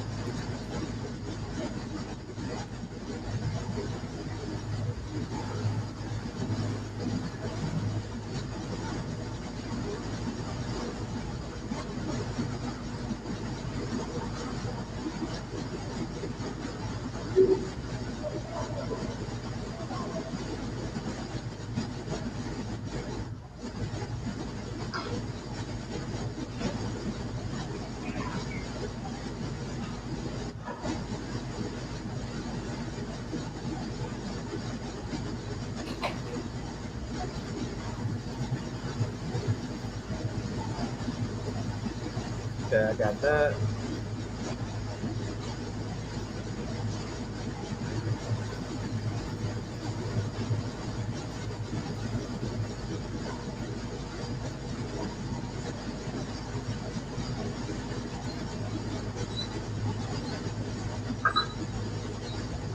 Is that a dog?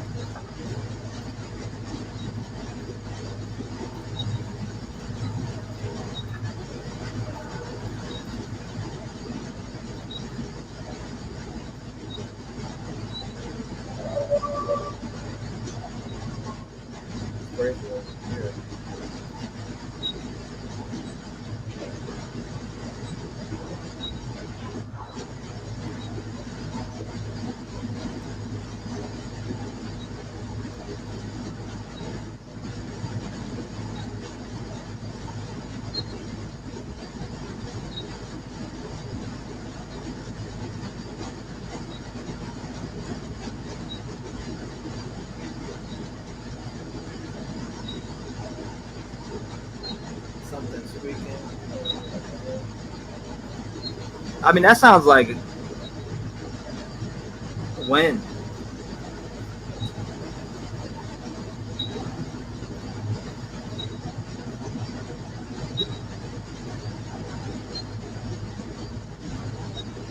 Thank you, Danielle. I appreciate it.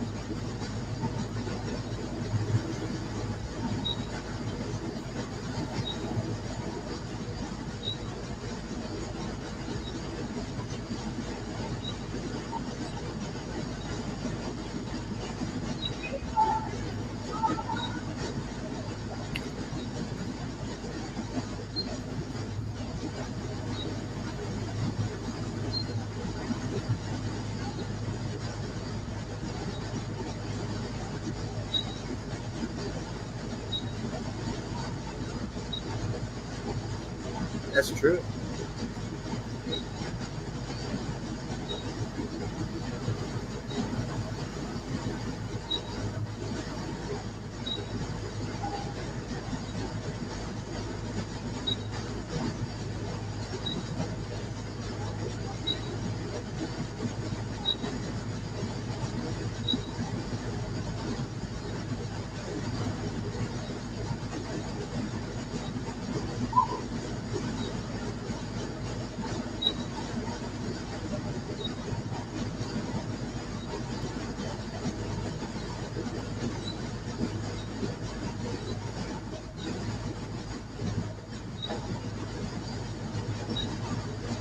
Sounds like wind.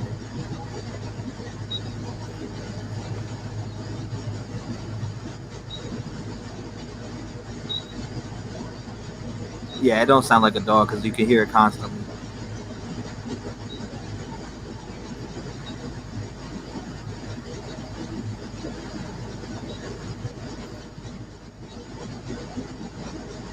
I have no idea.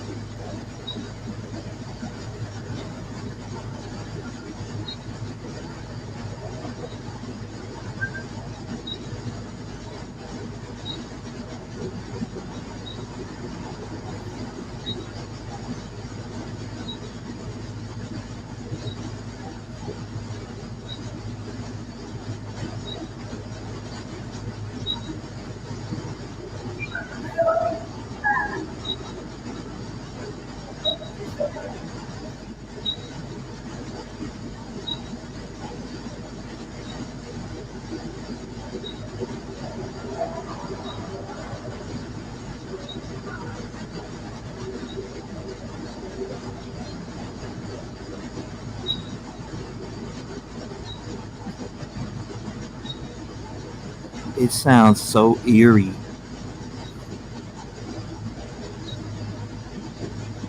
Possibly.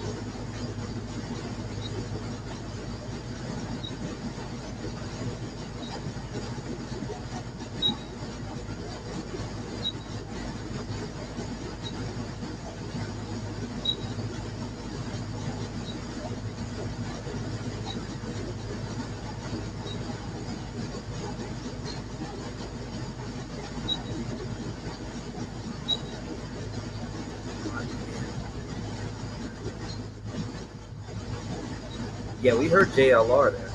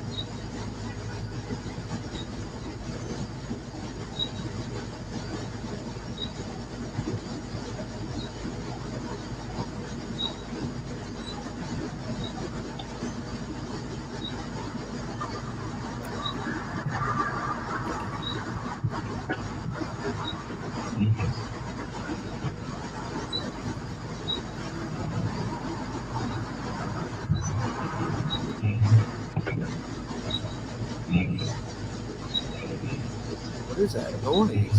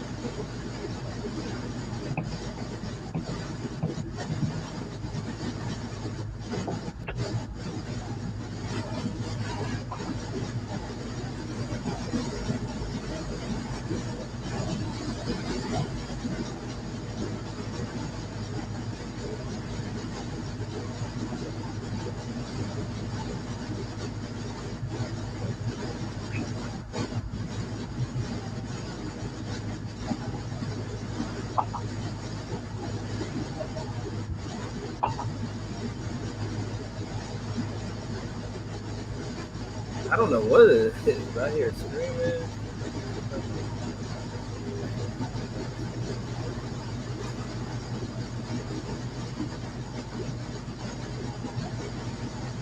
It's a lookout near the camp.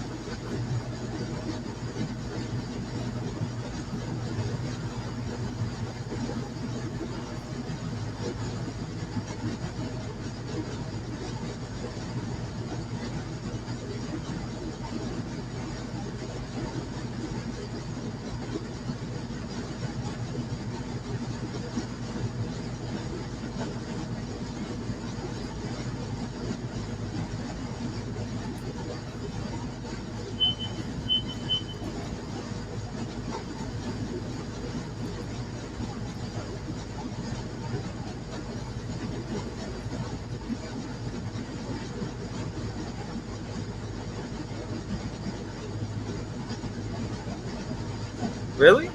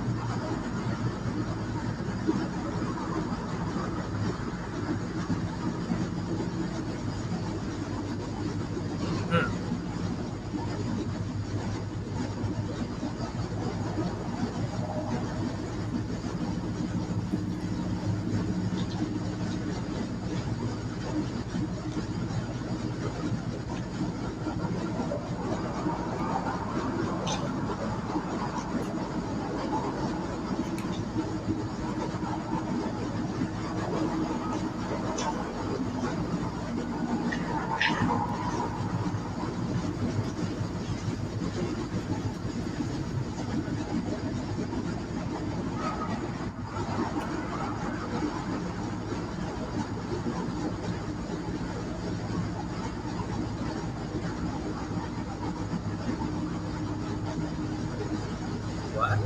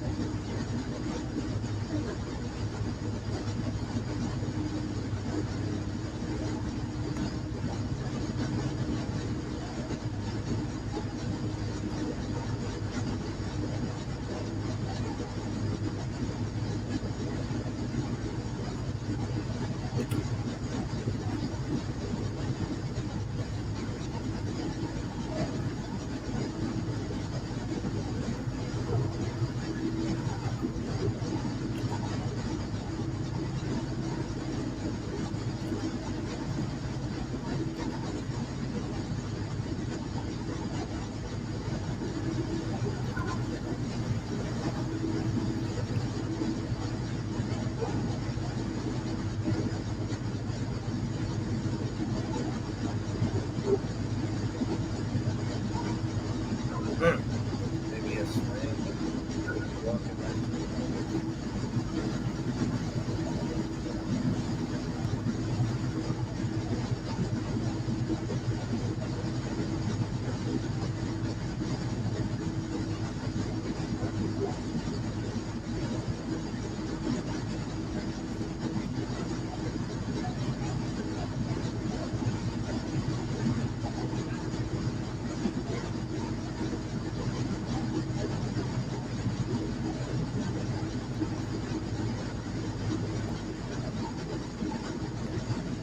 Sounds like a swing set.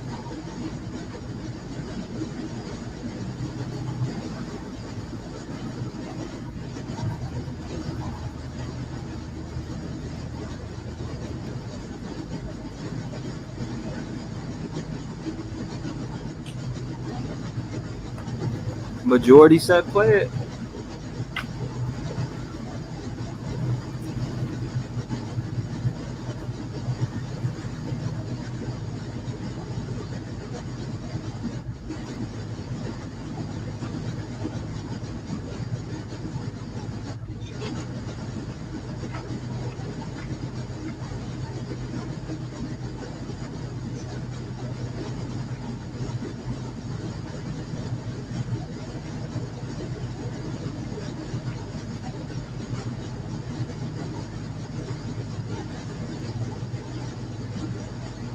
Agreed.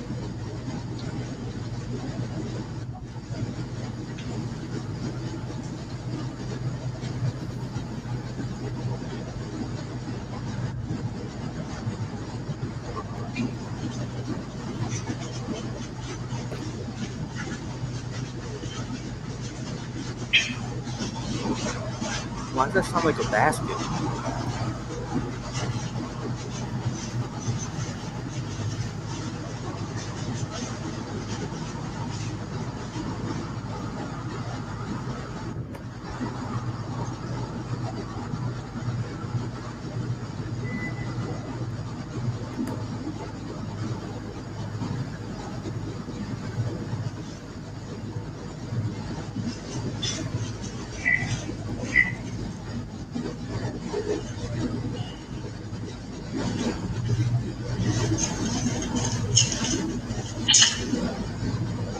Sounds like someone walking, but I mean that ain't really nothing.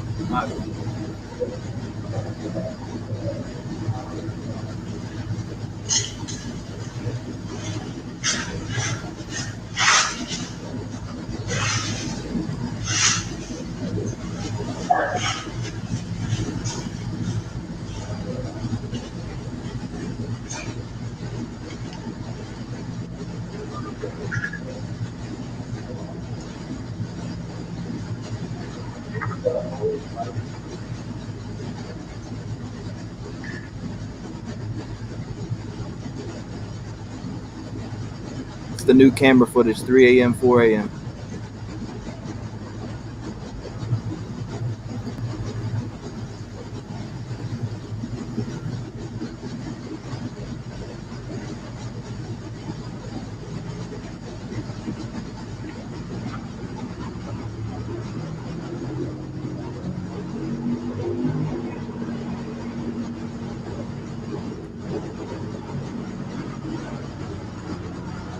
Sounds like the same engine to me.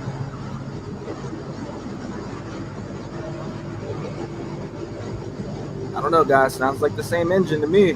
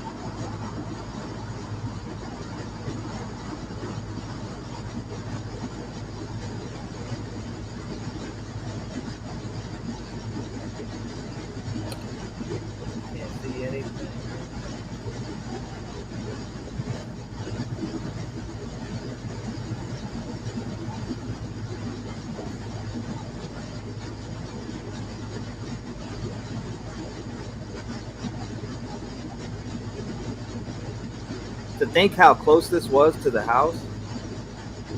Sad.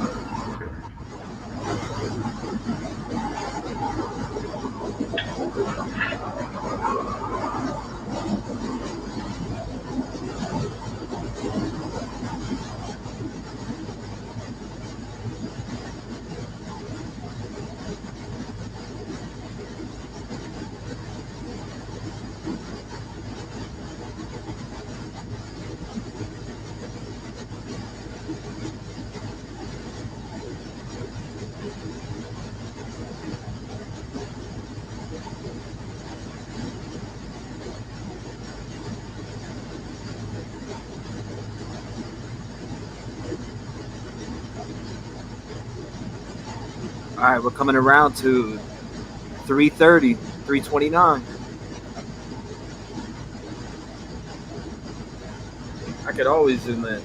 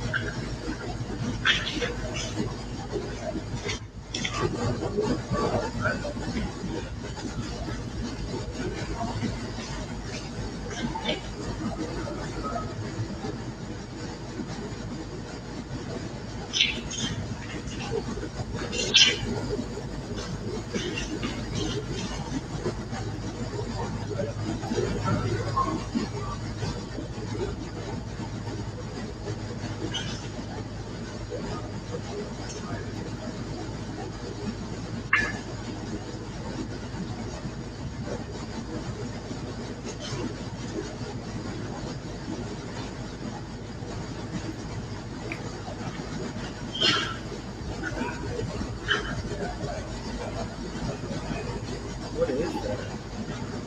Thank you, Heather.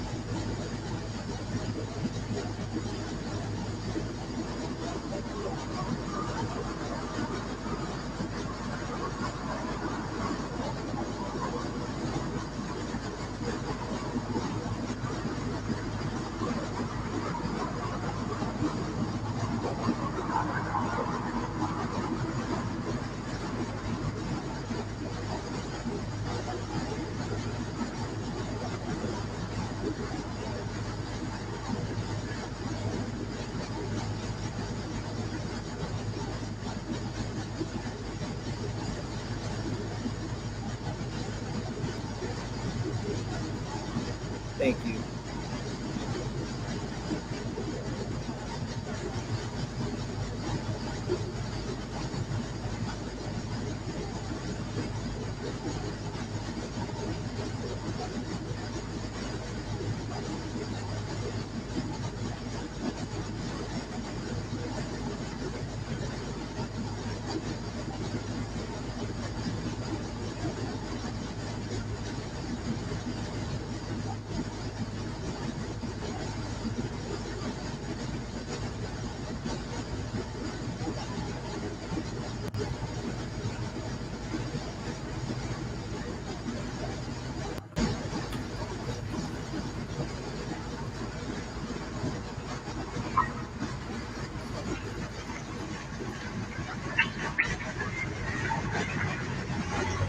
Uh-oh.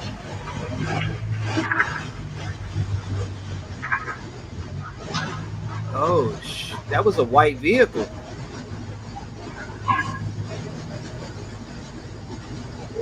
That was a white vehicle.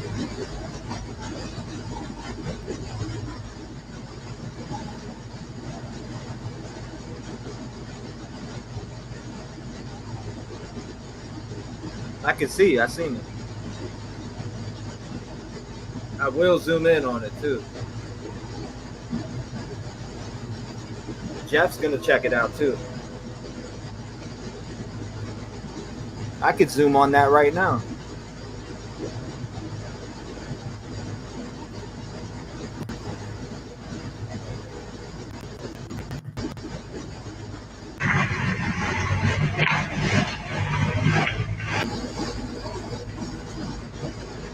All right, here's the white vehicle again. It looks, I can see white.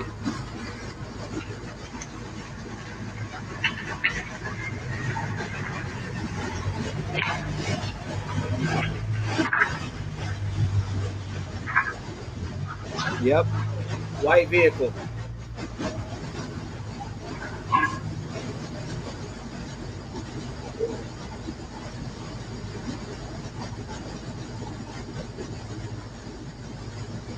White vehicle for sure.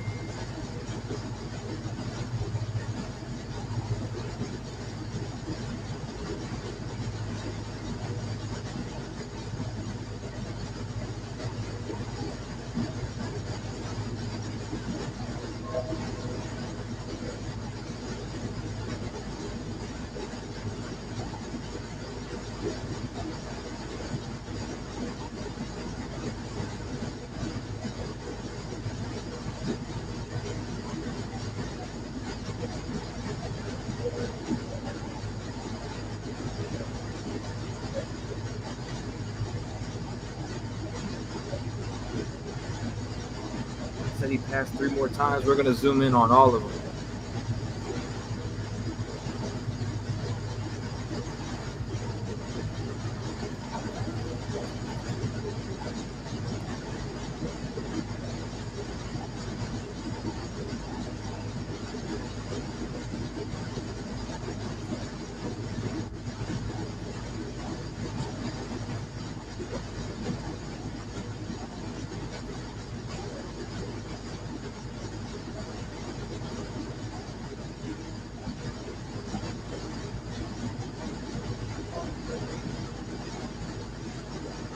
It sounds like we're taking.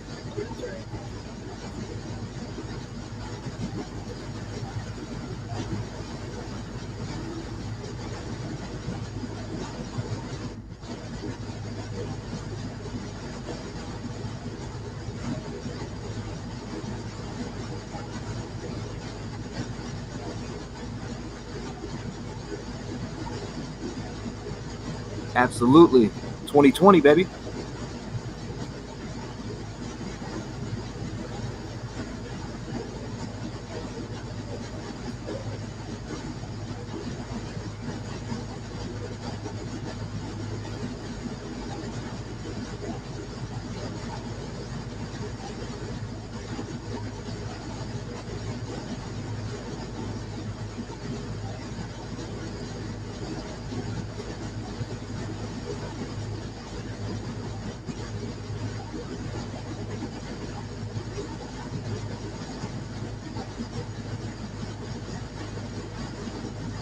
I see white, Don. I seen white, but it's like the top. And I'll zoom in on it too.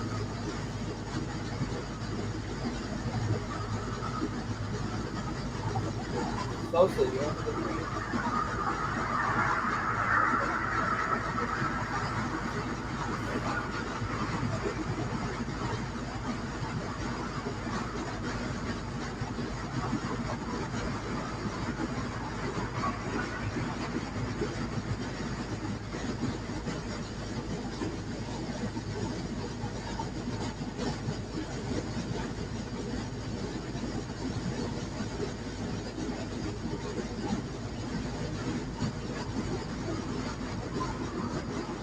I can't tell that, Amy. I just seen white. I can't tell if it's in the launcher, to be honest with you.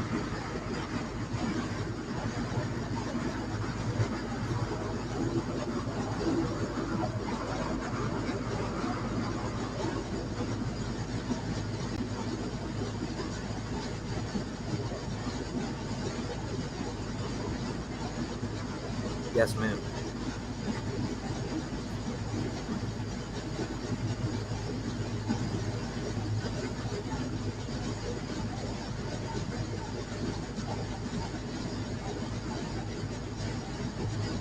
That's a good point too.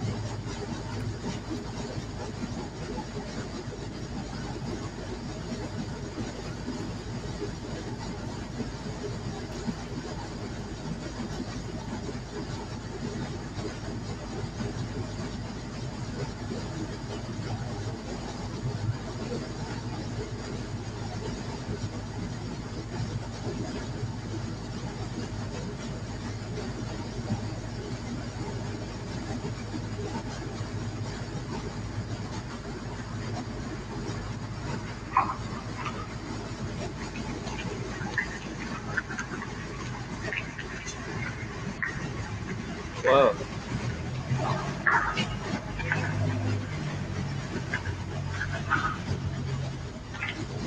That looks white to me, but then again, you know.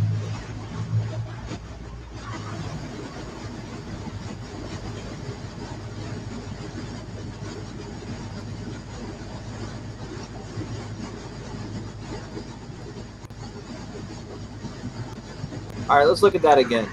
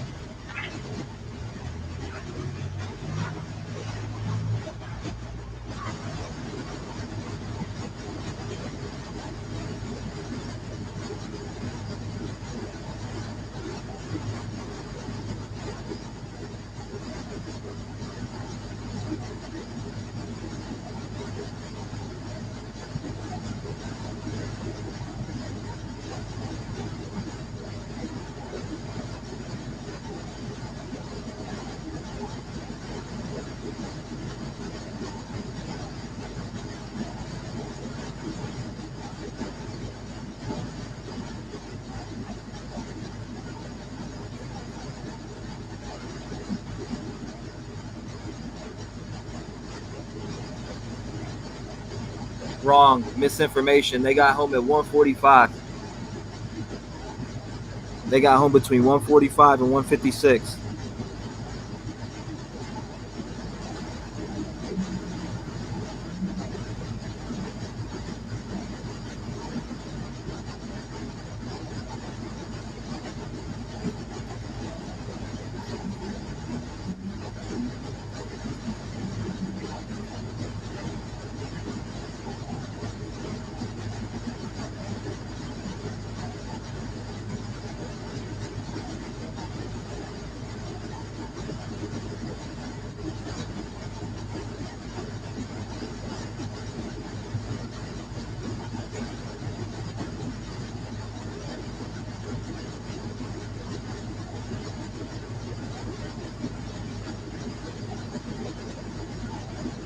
Bang.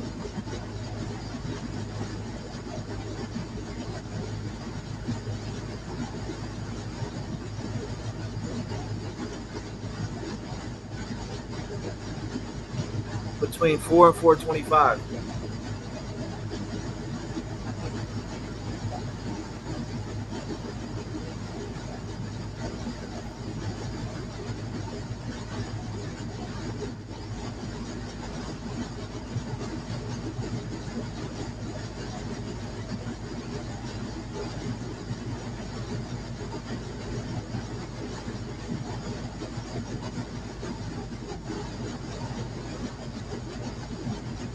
What's up, Valerie?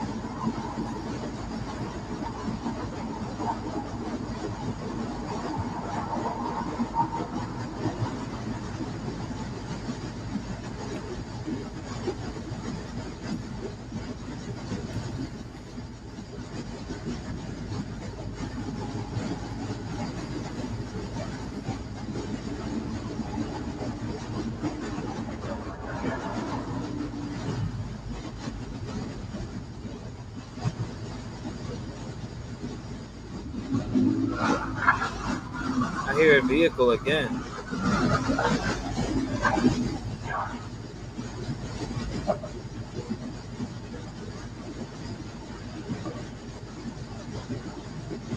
Sound like the same vehicle, guys.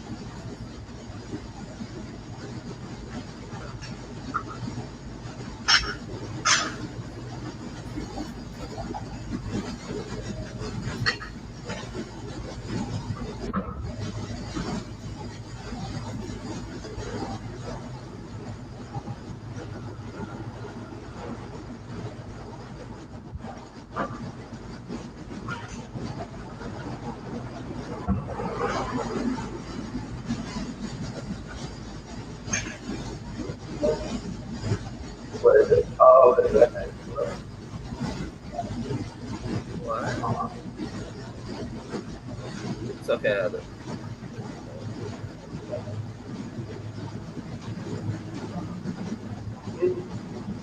Yeah.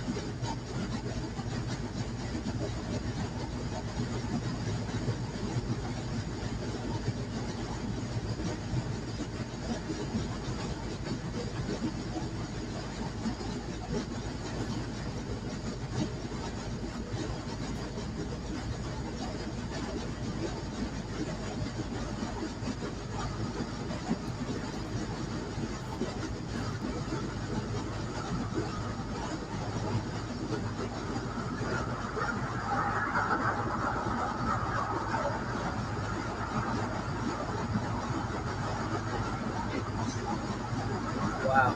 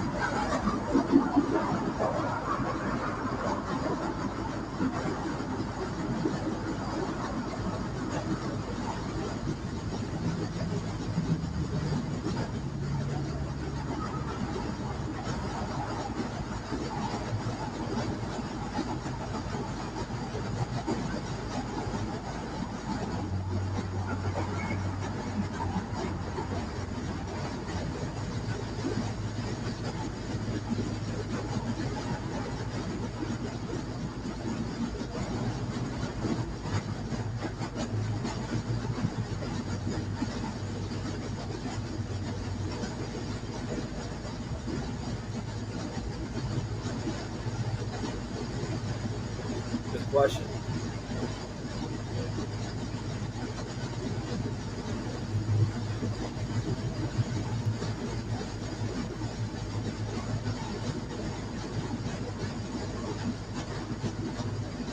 Welcome, welcome.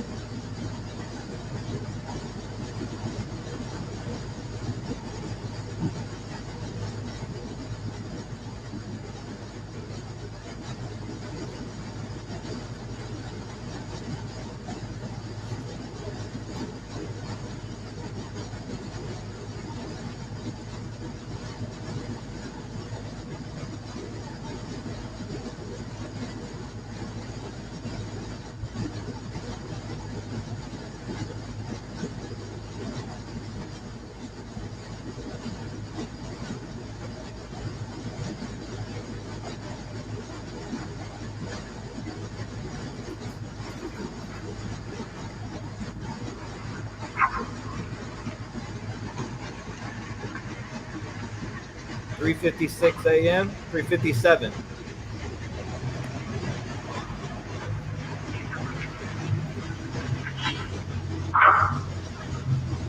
Yeah, that's a white vehicle for sure. I can see it. I can see the white.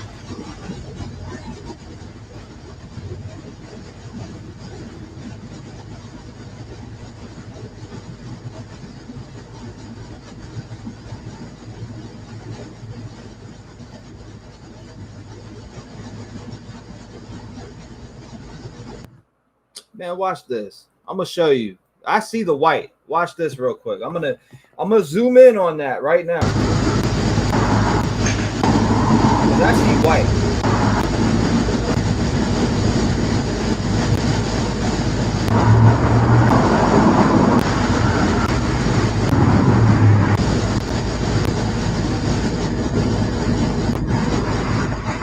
All right, here we go. I'm zooming in on it right now because I see white, and I'm gonna show you where I see it at too.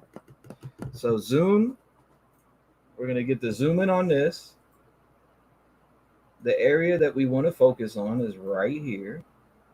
Let me watch it real quick and make sure that it came out perfect. 1,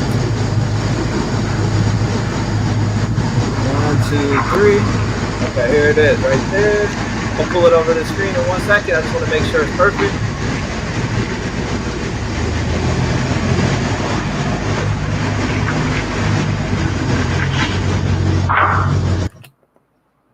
Looks white to me.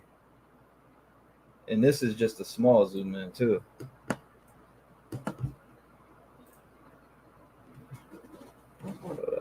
Let me see.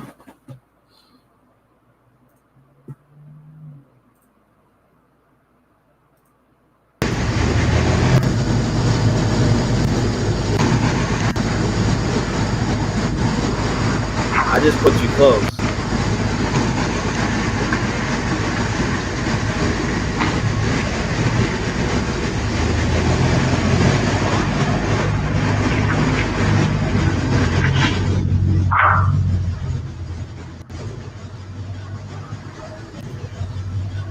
We're gonna play. I'm gonna pause right on when I see white.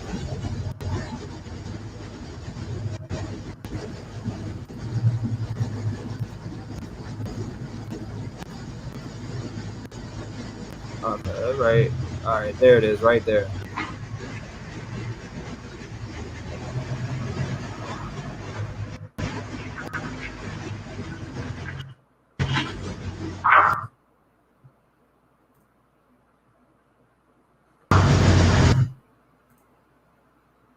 Hey, how's that?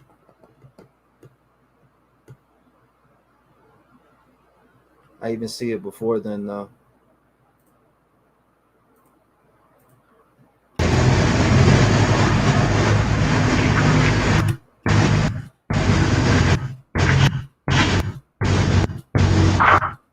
Right there.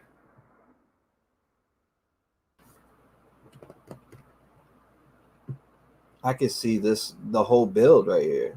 Like, I see white. I mean, it even shows more right there.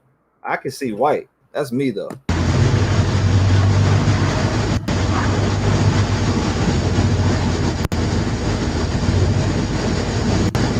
I'll play it again. I see white on it. I didn't even add no coloring or nothing. I just zoomed.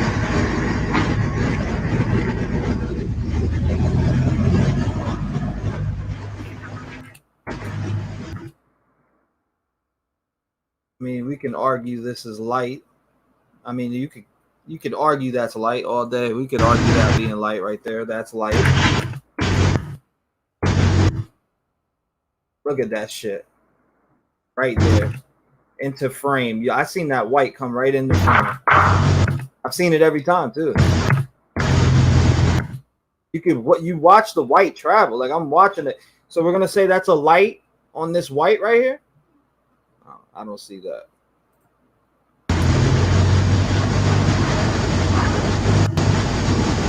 Footage is legit.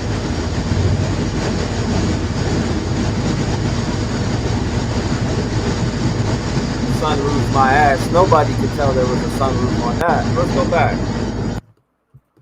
Tell me where you see the sunroof at. Because this ain't an above shot. The way it's angled, you can't see no sunroof. You can see the white vehicle right here too. I can see white. It's something that sticks out. So we could argue white, gray. Let's be fair and go across the board. What colors stick out more? Especially at night. And when it comes in the frame right there, you can see it. Hopefully Jeff gets to clearing that up real good. I mean, I can add some coloring in there, but I can definitely see the white or gray, and we can argue both, come across screen.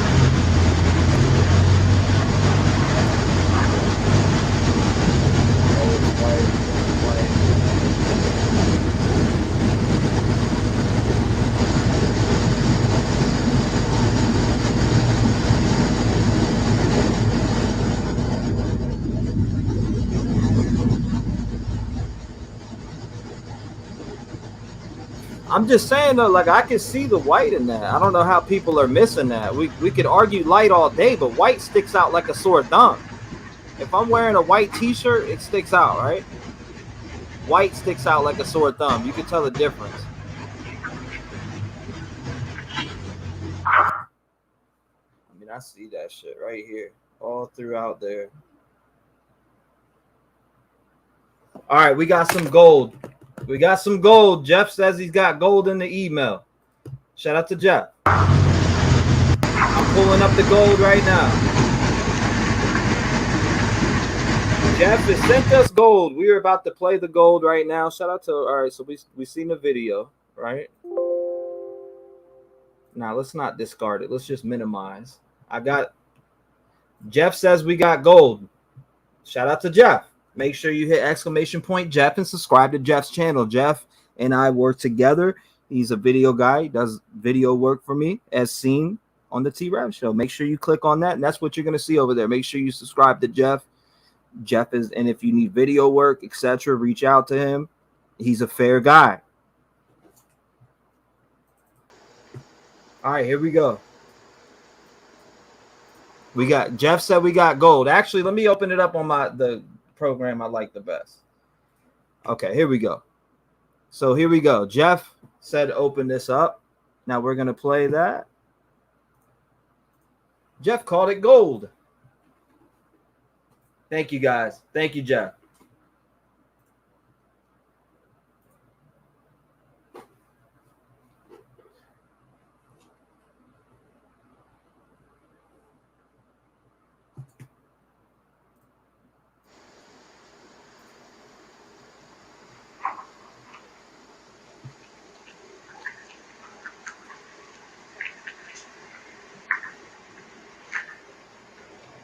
Now, this is from the new footage. If you're just coming in, this is from the new footage that released.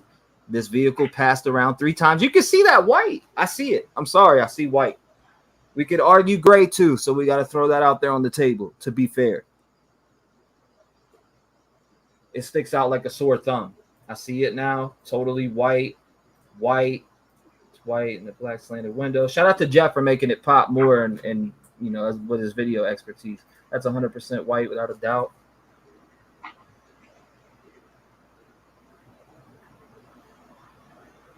I mean, anybody that wants to call in, you're more than welcome to call in. 219-885-9693. What's your thoughts? What's your thoughts after seeing the 3 a.m. for 4 a.m.? Lines are open. I just opened the lines. What's your thoughts after seeing 3 a.m. to 4 a.m.? I'll give people some time. I'm colorblind, but I can be white. Shout out to you, my boy. Man said he's colorblind. All right, Jeff H. Shout out to Jeff H. He ride. That's Rev Gang family right there. Jeff H. Rev Gang family. If you mess with me, please support Jeff H. He's fighting the right fight. Also, he's all about justice. Shout out to Jeff H. My brother in the flesh. 219-885-9693. Got the video footage playing. Jeff H. got a little zoom in on here on all three passes, by the way, not just one, all three. What you're seeing on the screen right now is all three passes. 775, you're live. What's going on? I think that looks just like the white car, the Elantra. This is Tara Pink, by the way. What's going on, Tara? Shout out to Hey, you. what's up? You think that looks Yeah. like? I see white, but I don't, I mean, yeah, the white Elantra. Yeah, it looks just like it. I don't see it. From what I can tell, it doesn't look like it has a sunroof or anything like it. Maybe it'd slow down, but yeah, it looks like the white Elantra. That's all I called in to say. Mm-hmm. I appreciate you, Tara. Yeah, it definitely looks like. I mean, it looks like a white vehicle to me. That's where I'm gonna leave it at. That shit looks white. Yeah, definitely. I appreciate you, Tara. God bless you. Thank you for calling up. Mm-hmm. Lock your doors too. God bless. Shout out to Tara. Shout out to Tara. If you want to call in 219-885-9693, make sure you call in. Shout out to Jeff for the footage, by the way. Always on it. 832, what's going on? You're live. Hey, what's going on, man? It's Casey. Hey, I think watching the original film from, and then of course this one video, I don't think it's a white Elantra. I think it's a white late model Toyota Camry, and that's all I got to say. Okay, so you think it's a late model? You said Toyota Camry? Okay. 219-885-9693. My man hung up. He said he thinks it's a Toyota Camry. Shout out to him. Thank you for calling in, brother. God bless you. Lock your doors. Stay safe.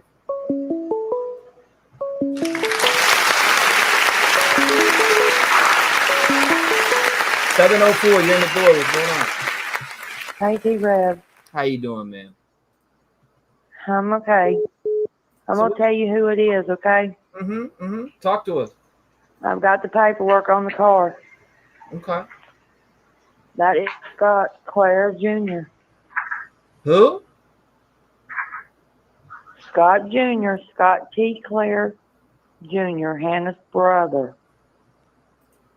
He owns a Hyundai. It starts with an S. I'd have to go get the paperwork. It's actually in my shorts, T-REV. That's who's in the white car, even at the gas station. There's 4 people in the car.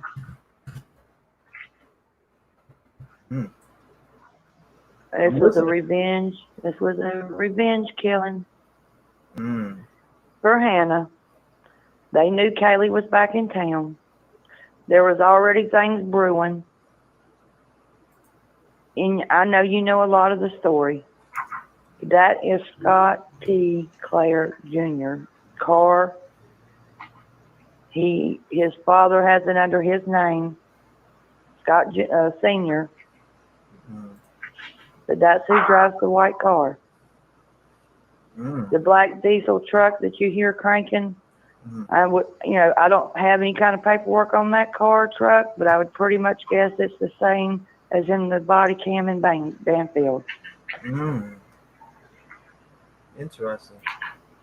Yeah, sure is. It's pretty sad, actually. But this has been going on for a long time, and I think everybody has a lot of doubt, a lot of sleepless nights, and everything in between. And you can say that. Nice. Yes, it's been a long 8 months for all of us, and I'll be honest with you. Some man in Britain sent me the paperwork. I don't know how he knows the Clares, but he knows his father, him, and I think Maddie roommated with Hannah, and I don't know anything about the bullying. I don't know anything about it. I just know he sent me the paperwork on the car. It says there's 4 people in the car and that they're coming back from Snake River. The audio that you hear when you hear Murphy whining, you can hear Ethan holler Dana. Then you can hear Ethan holler. It's kind of like a thug. Like it sounds like maybe somebody slams the door in between Ethan and Zana. Mm-hmm. And Ethan hollers, "Let me out, let me up," and then you hear the moaning. And yeah, it's just, I've heard there's 4 people in there, 3 stabbing, multiple people involved. I don't know if y'all heard the audio where the cop is whistling. Have you heard that one? The cop was whistling? Yes. And when the cars are, there's several Linda Lane videos that has come out. Mm-hmm. All right, in the backyard, in one of the noise complaints at the house, one of the cops, he's whistling in the backyard. Well, in the same footage at Linda Lane, they broke it down in like five pieces of Linda Lane. Mm-hmm. And you can hear that same whistling.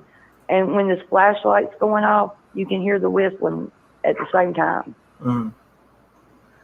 So, I mean, I know what, I mean, I think that's what I've heard. I've seen the paperwork on Scott Jr.'s car. It's a Hyundai Sedona or something like that. Is there a shot of like the license plate anywhere we can see? I'd love to see the proof, like that is actually it. If you go on my page, and I'm pretty sure everybody knows who this is, it's Justice. If you go on my page, go in my shorts, I posted the paperwork on Scott Clare Jr. No, I mean like paperwork on a vehicle is cool, but we need to see the vehicle, like the license. What do you mean? The license plate of the vehicle right there at that. Right. Spot. Well, I mean, BK's vehicle doesn't have a sunroof. You got to be able to place him there, and there's no sunroof visible in this video footage circling around on 3 a.m. There is in my shorts. Well, if y'all go check out my shorts, I've posted the cars, the differences, and everything side by side. All right, we'll check them out. Email it to me. I appreciate you calling in. Thank you, Justin. Okay, I'll look at your email and see if I can get it to you. It's in chat. Just hit ! Email. Email it to me. Okay, I'll get them to you. God bless you, Justice. Thank you for calling in. Thank you, T-REV.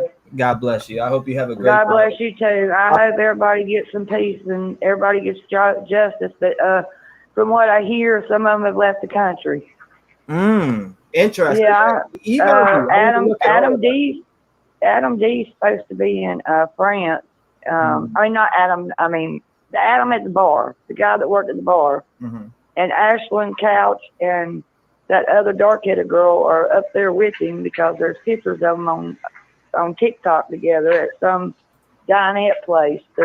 Adam's talking about opening up a new corner club in France. So good luck with that. Send it to my email. I'd love to look at it. Thank you, Justice. I hope you have a good day. God bless. I'll get it to you. Thank you. God bless. Shout out to her. 219-885-9692. Make sure you call in. Oh no! Tim, stop. Who? Yeah, I don't know. I mean, where's the license? I'd love to look at that. Love to look at it. 678. You're never too late. What's going on? Next 918. Never too late. What's going on? Hey, I just wanted to say if you play it, your footage, not this one, but yours. I mean, you can see it on this one too. Right when it passes that white pole, just before it goes out of sight, hit pause.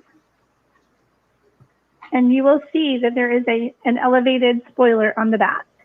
And the thing that some people are seeing as a sunroof is a stripe. It's a white Mustang. Or silver, gray, whatever. You said as it's passing the pole, pause it? Yeah, see that pole that's right there on the left side of the screen? Yeah, I paused it. Right when it's going... when it's past it. Right there, a little bit. There you go. See that? That's a spoiler. You're saying right here, this specific spot. Maybe I just went over it with the mouse. It's going to be a delay. It's right next to the pole right now. Yeah, it's right next to the pole right now. You can see it's kind of a rectangular shape with black in the center because it's a raised spoiler. I used to race cars. That is, yeah, exactly. That's a spoiler. I can see now that you're doing the blue stuff around it. And what some people are seeing as a sunroof is a black stripe down this whole center of the vehicle. Mm. So that's a white and black Mustang. White and black Mustang. Interesting. Or silver and black, whatever, but a dark colored stripe. I can't tell colors. I don't think we can really tell for sure. But that's definitely a spoiler on the back.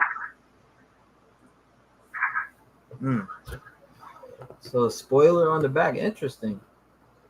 It could. I mean, yeah, for just a split second, you can see what looks like. It could be a sunroof right about before the pole.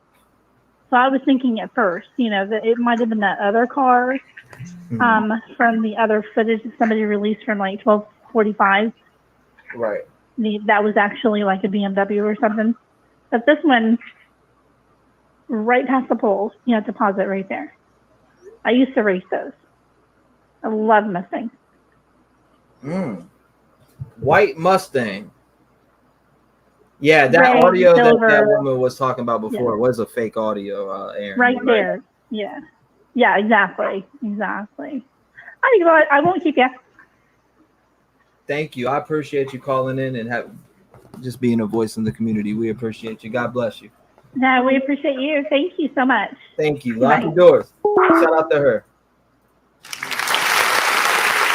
219-885-9693. 818.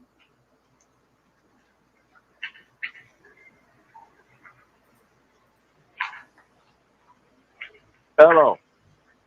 What's going on? Hey, T-REV, how you doing, buddy? What's going on, bud? So, remember I talked to you the other day? I had the black Elantra. Yes, I do remember you very well. What's going on, my brother? How you doing? Oh man, I had to chime in, man. I'm getting frustrated, man. Like I said, you got patience, like you're unbelievable, man. So anyway, that is a white Elantra. I can tell by the corner of the back window. They have a little kind of a flat edge to the windows. And Elantras, they have spoilers, and they also come without spoilers. They come with no sunroof, or you can get one with a sunroof. Remember, I had a brand new black Elantra. Yeah, we pulled it up, man. You showed me. You were right too. Yeah, so she's right about spotting a spoiler, but again, there's got to be footage of Dickhead in his car isn't there footage, T-REV, when the police pulled him over? Does his car have a sunroof or no? No, absolutely not. Okay, so I just wanted to make it clear from when I talked to you the other day. You know how you can buy a new car with cloth interior and 15-inch wheels, the basic package, or you can spend another $2 or $3 grand and you can get leather seats and 17-inch aluminum wheels and a spoiler and a sunroof. Those are the options on the Elantra. So whatever the fuck model this Koberger nut had, it is a white Elantra. And if when we see the cop, the FBI had him stopped in Indiana twice. If I don't know on body cam, if we can see, you can just pull that footage up and see if he has a spoiler, because you can get it with a spoiler, without a spoiler. But and then as far as this footage, great job to you and to Jeff. What he was doing, man, this is ingenious that this footage is even released. He was casing the joint. Remember, they've got him pinged 12 times in the neighborhood, right? No spoiler on this vehicle either. I'm looking at it right now. Okay. Absolutely no spoiler on here whatsoever. I mean, I want to scream at the top of my lungs to the world. I had a black Elantra, brand spanking new. And I know everything about that car, and you know, it's not a Corvette, it's not a Lamborghini, you know, it's none of that. And by the way, that footage earlier where you saw a vehicle with a sunroof, it looked like that you were on repeat with. Yeah. Let me clarify that wasn't him, and I'll tell you why. You look at the bumper when it pulls away. There's almost 2 European lights, one on each side of the lower bumper. Elantras do not have that. Period. They just have the red taillights. And again, I had the same exact fucking car, you know, as this wacko. A lot of people are saying, do you see does the caller also see a sunroof? Does what? I don't know if they're asking if that maybe it was you or the last one. Chat's moving so fast, but somebody asked. Oh, I know. You were seeing a sunroof. I was rambling in there, but dude, Jennifer, I've heard her. Jennifer Koppendorfer is awesome, and she's so smart. Former FBI SWAT agent forever. That's so cool. You're going to have her on, bro. Yeah. But what I wanted to ask you, man, there's just a few things on my mind. Because I'm getting back into this now, man. My God, I'm like, you know, seeing this footage. It's amazing that this dude, he thought he was so smart, but he was the biggest douche on earth. I love the caller earlier, the dude that called, and he said, you know, I forget what he said, but he was really smart when he said, you know, the DNA and they're going to tear up and cut up his seats in the car. You know, that caller just a little bit ago. Yeah. That dude, if you're listening, brother, you really, really nailed it. Like, this guy thought he was so smart, but I mean, he turned his cell phone off at the exact times of the murders. He fucking is pinged. He's on everybody's camera. We're seeing him right now. Unless some weird reason that this is somehow doctored, but I don't see how that's even possible. It shows the exact times, and it shows him turning around, you know, how he did the 3-point turn and all this stuff. It's insane. This guy was the biggest dipshit on earth. There's a reason these people are monsters. They're not smart. They think they are. You know, anybody that does something like this is not smart. He just happened to have a degree. I'll take my street smarts any day, homie. Yeah, no doubt, brother. And no offense to anybody with a degree. My kids have degrees, so, but no doubt, brother. You get what I'm saying. No doubt, no doubt. I appreciate you, brother. Let me ask you, brother. Did you hear about the ID? Of course. Yeah, of course. I've heard about that, but they were never clarified if it was the victim's ID, though. No, it was clarified. I don't want to say who I have watched out of respect for you. Unless you tell me, I can name the person. He's a real nice guy. Like I personally seen them talk about it on News Nation. And I see them talk about it on there. But in all reality, that's where it first came out, and I seen it, and it was clarified that it was they put it out as like it was a victim's ID, but it was it was never sourced though. Okay, now here's what I want you to do, brother, and I'm sure you will. Please, if you can think of it, ask Jennifer Koppendorfer, because, again, she'll know. I thought, and I believe this to be, like, my memory's pretty good.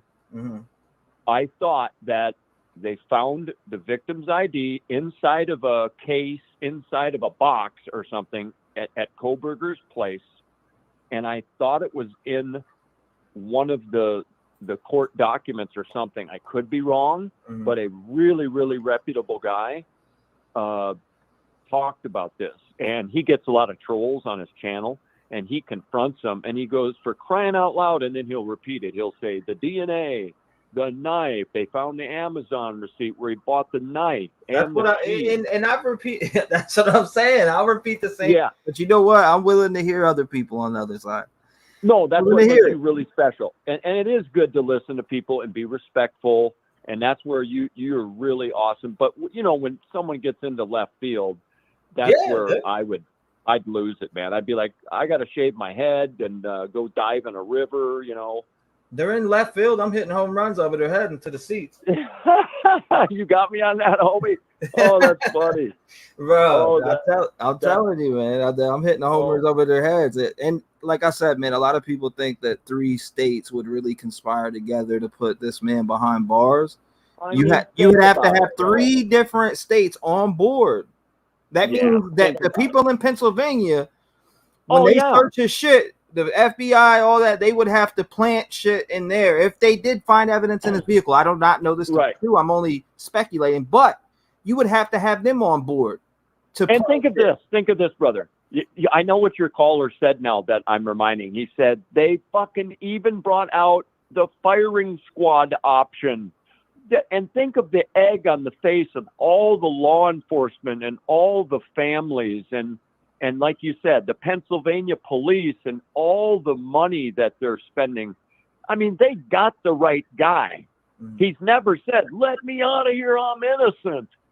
He's never even said that. All he said when he was arrested is are you looking for anybody else? Hey, Chat thinks you're a police officer, man.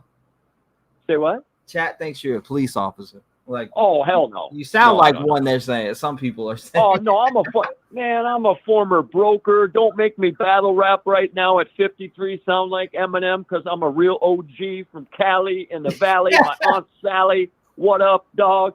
No, I'm not no cop. I'm not no cop. I'm an OG, man. My God. I'm dead. But what your guy was saying about the firing squad and the other thing that just slipped my mind. What was it? And then you always like I told you, I had to live in LA during the OJ trial. It was brutal, man, because the judge let it go on and on forever. And everybody was coming up with theories just like this. And it was driving people nuts, to be honest. And one of the detectives, it's an old YouTube video, I think it's Tom Van Etter, because one of the other guys died. You know, he was the bald guy with the mustache. That was first on scene. He says it brilliant. He says, when you're a homicide detective, I'll try to do an imitation of him. When you're a homicide detective, okay? You can just picture my lips hanging down to my kneecap right now. Listen, folks. Listen, chat. If you're a homicide detective, the one thing that we're taught in this field, okay, is to follow the evidence. Is that Chris McDowell? And we followed OJ's blood all the way from where the murders took place in his Bronco, up his driveway, into his shower, and we took apart his shower drain. The blood was on his socks, both victims. Now, if you want to say that Mark Furman planted the glove, that's fine. So are you talking about, I want to know if you're talking about the specific creator of Chris McDonough, the interview room. Am I talking about what now? Chris McDonough from the interview room. I don't know. I just saw a video and I just happened to watch it. And I've heard of someone that you're talking about, though. Chris something. I don't know. That's what it sounded like to me. Oh, that's funny. But my whole point is that, you know, they got this person, Koberger. And the other thing is, think of, I mean, just, you already get it. You know, they've got, one thing, I met the detective once in Los Angeles. I met him and his wife. The trial was over. It was probably a year afterwards. And I said, hey, I'm so sorry what you went through, man. You know, we all know OJ did it, and you did a hell of a job. And the detective, he was so thankful. He was a real nice guy. I think it was Tom Van Adder, unless I'm confusing him with the partner that passed away.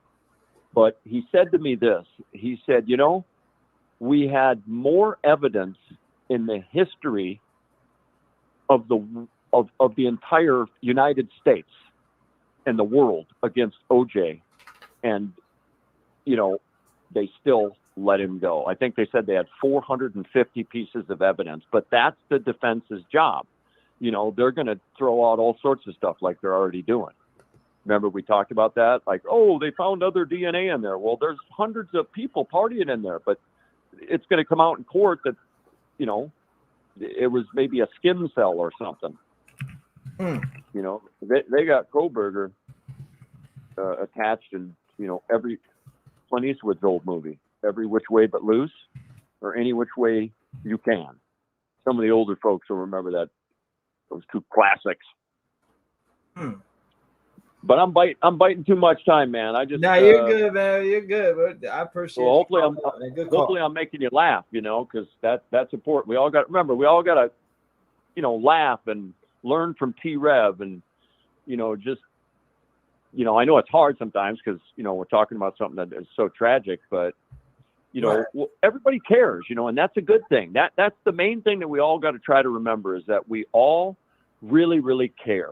So, like you said, T, everybody's opinion matters.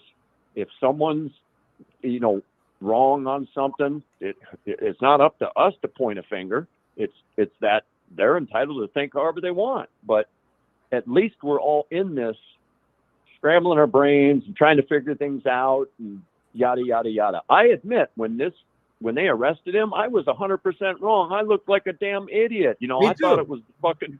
Yeah, I thought it was the boyfriend, 100,000,000%, dude. Because I got kids, I got an ex-wife. I was a crazy motherfucker as a young man, pardon my language. And, you know, I'm like, oh my gosh, anybody that don't think that's an idiot, you know, I'm saying that to myself. And I was the biggest dumbass. No one would have ever, because it's usually always an ex or a husband or, you know, something like that. That's why I thought the same thing also. I mean, it just, I don't know. You had a lot of reservation though, dude. You were strong as hell, because I remember watching your channel and you were very reluctant to say too much. You let a little bit as time went on, a little bit, but you were reserved, man. You had great restraint. I think that's why a lot of people respect you, man, because you're able to stay neutral. That's a hard thing to do, brother. I'm 53, man. I mean, but right now, I do think they got the right guy. I know. But I'm biased though. Yeah, no. Well, listen, man. We already saw the facts, and like you say, that all of the law enforcement in both places and all this stuff, they are never gonna fuck up like this. And look at OJ. You know, they don't need to feel ashamed even then.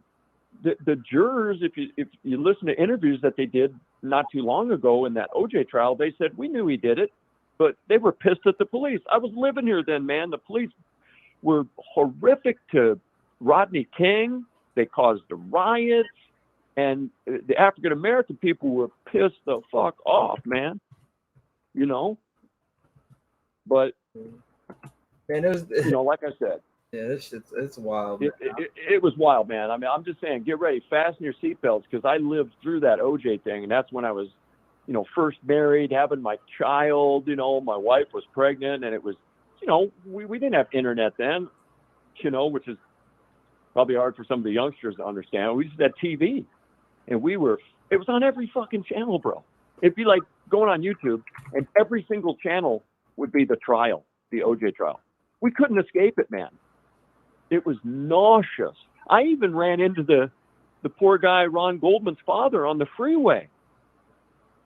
When I was driving on the freeway, he was going to court, and I looked over and, you know, pointed to the sky and, you know, gave him a thumbs up, because that poor family suffered. Right. But you ain't going to see something like that happen again. That's a once in a lifetime thing where, you know, the juror let him go. Yeah. But karma's a bitch, right? Everybody involved, man, and God rest her soul. But Kardashian, the father, he died, cancer. Johnny Cochran didn't get to enjoy his fame and everything. He died, brain cancer. Another guy died. Another guy died. I mean, almost right away. It was just like karma. And then OJ got thrown in jail by a blonde judge in Vegas. And she chastised him. So, you know, karma, it's real, you know. You know, we can hide from a lot of things, but we can't hide from God. Take it from me, a dude that's from the streets, you know, that's made a lot of mistakes in my life. And, you know, I'm just, you know, I'm an idiot. Ain't no doubt. you know, everybody makes mistakes, you know, but the one thing I know is God loves us and he'll always forgive us. And that's the good news, but you can't hide from him. Ain't no doubt, brother. I appreciate you calling in, my man. Yeah, I'm gonna get off.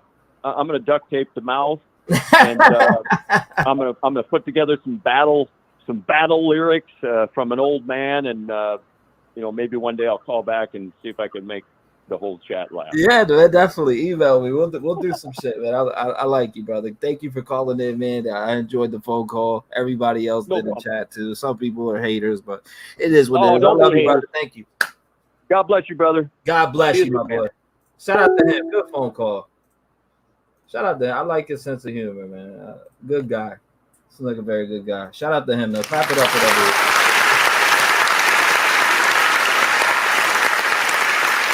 dude. Great phone call.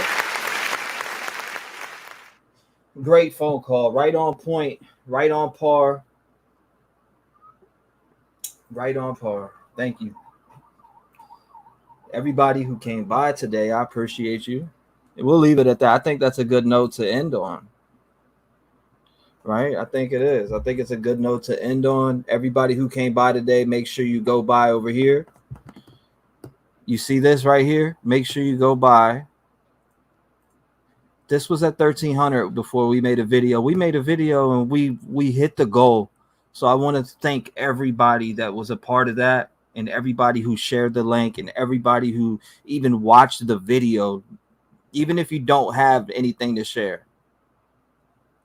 I'll do it for you.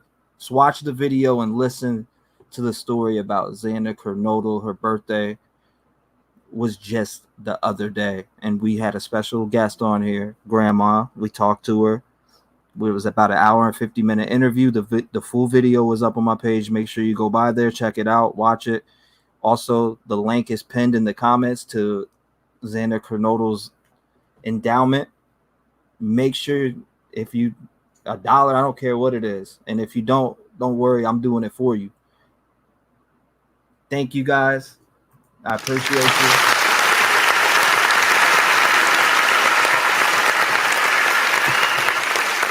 Make sure you also sign this. Let's see what the signatures are at. It was at 17:15 when I got on, and only went up to 17:45. At least it got some signatures. Definitely share this around too. Share this around too. This petition. The link to the petition, I'll get it for you right now.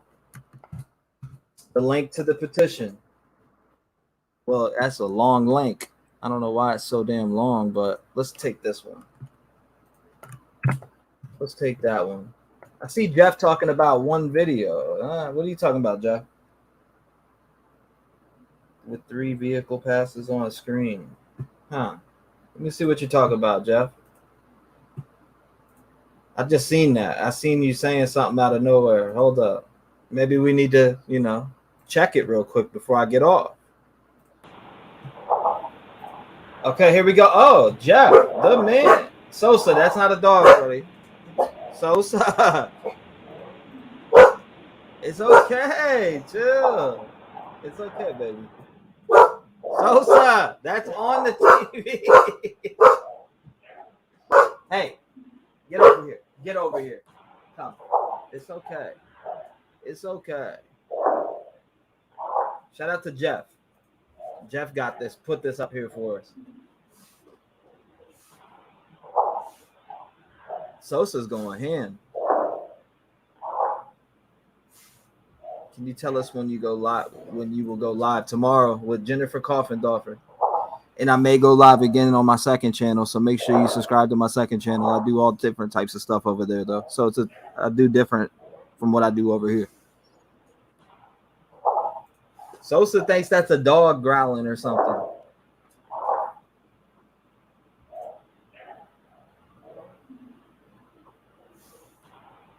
Good work, Jeff. Perfect.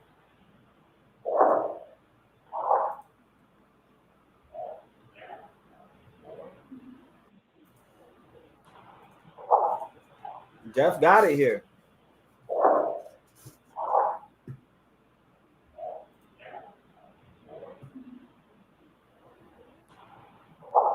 Sosa knows better than we do. He thinks it's a dog. Somebody said, oh my God, that cat. No spoiler, no spoiler.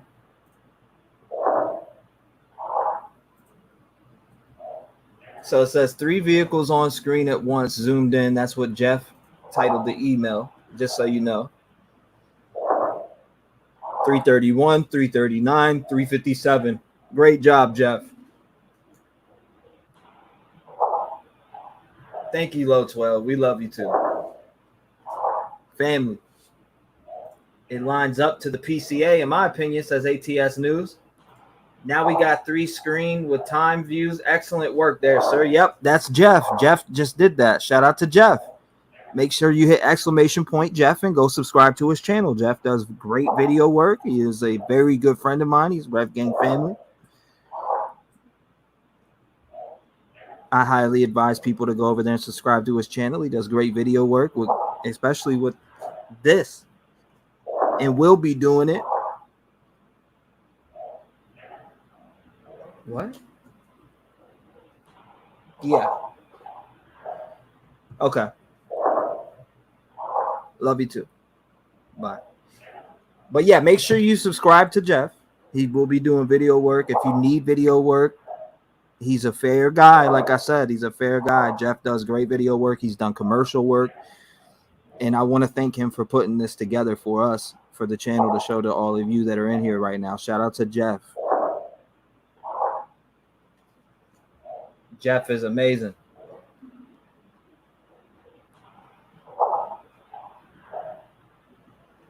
Jeff for president. Yeah, make sure if you hit exclamation point Jeff, it's right there in chat. Click his link, go subscribe. He's almost at 1,000. Let's get him to 1,000.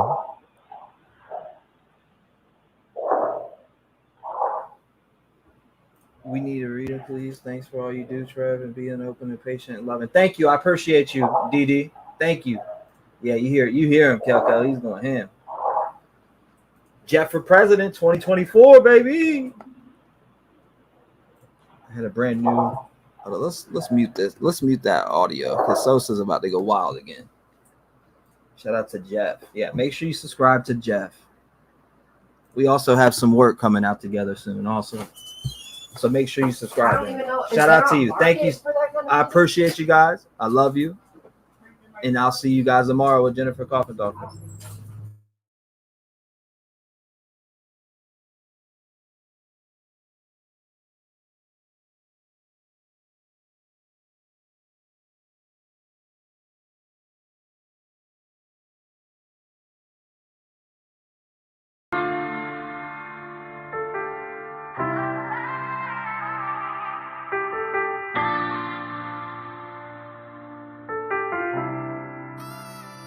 I count my blessings for the days when I was down and losing faith. They made me patient.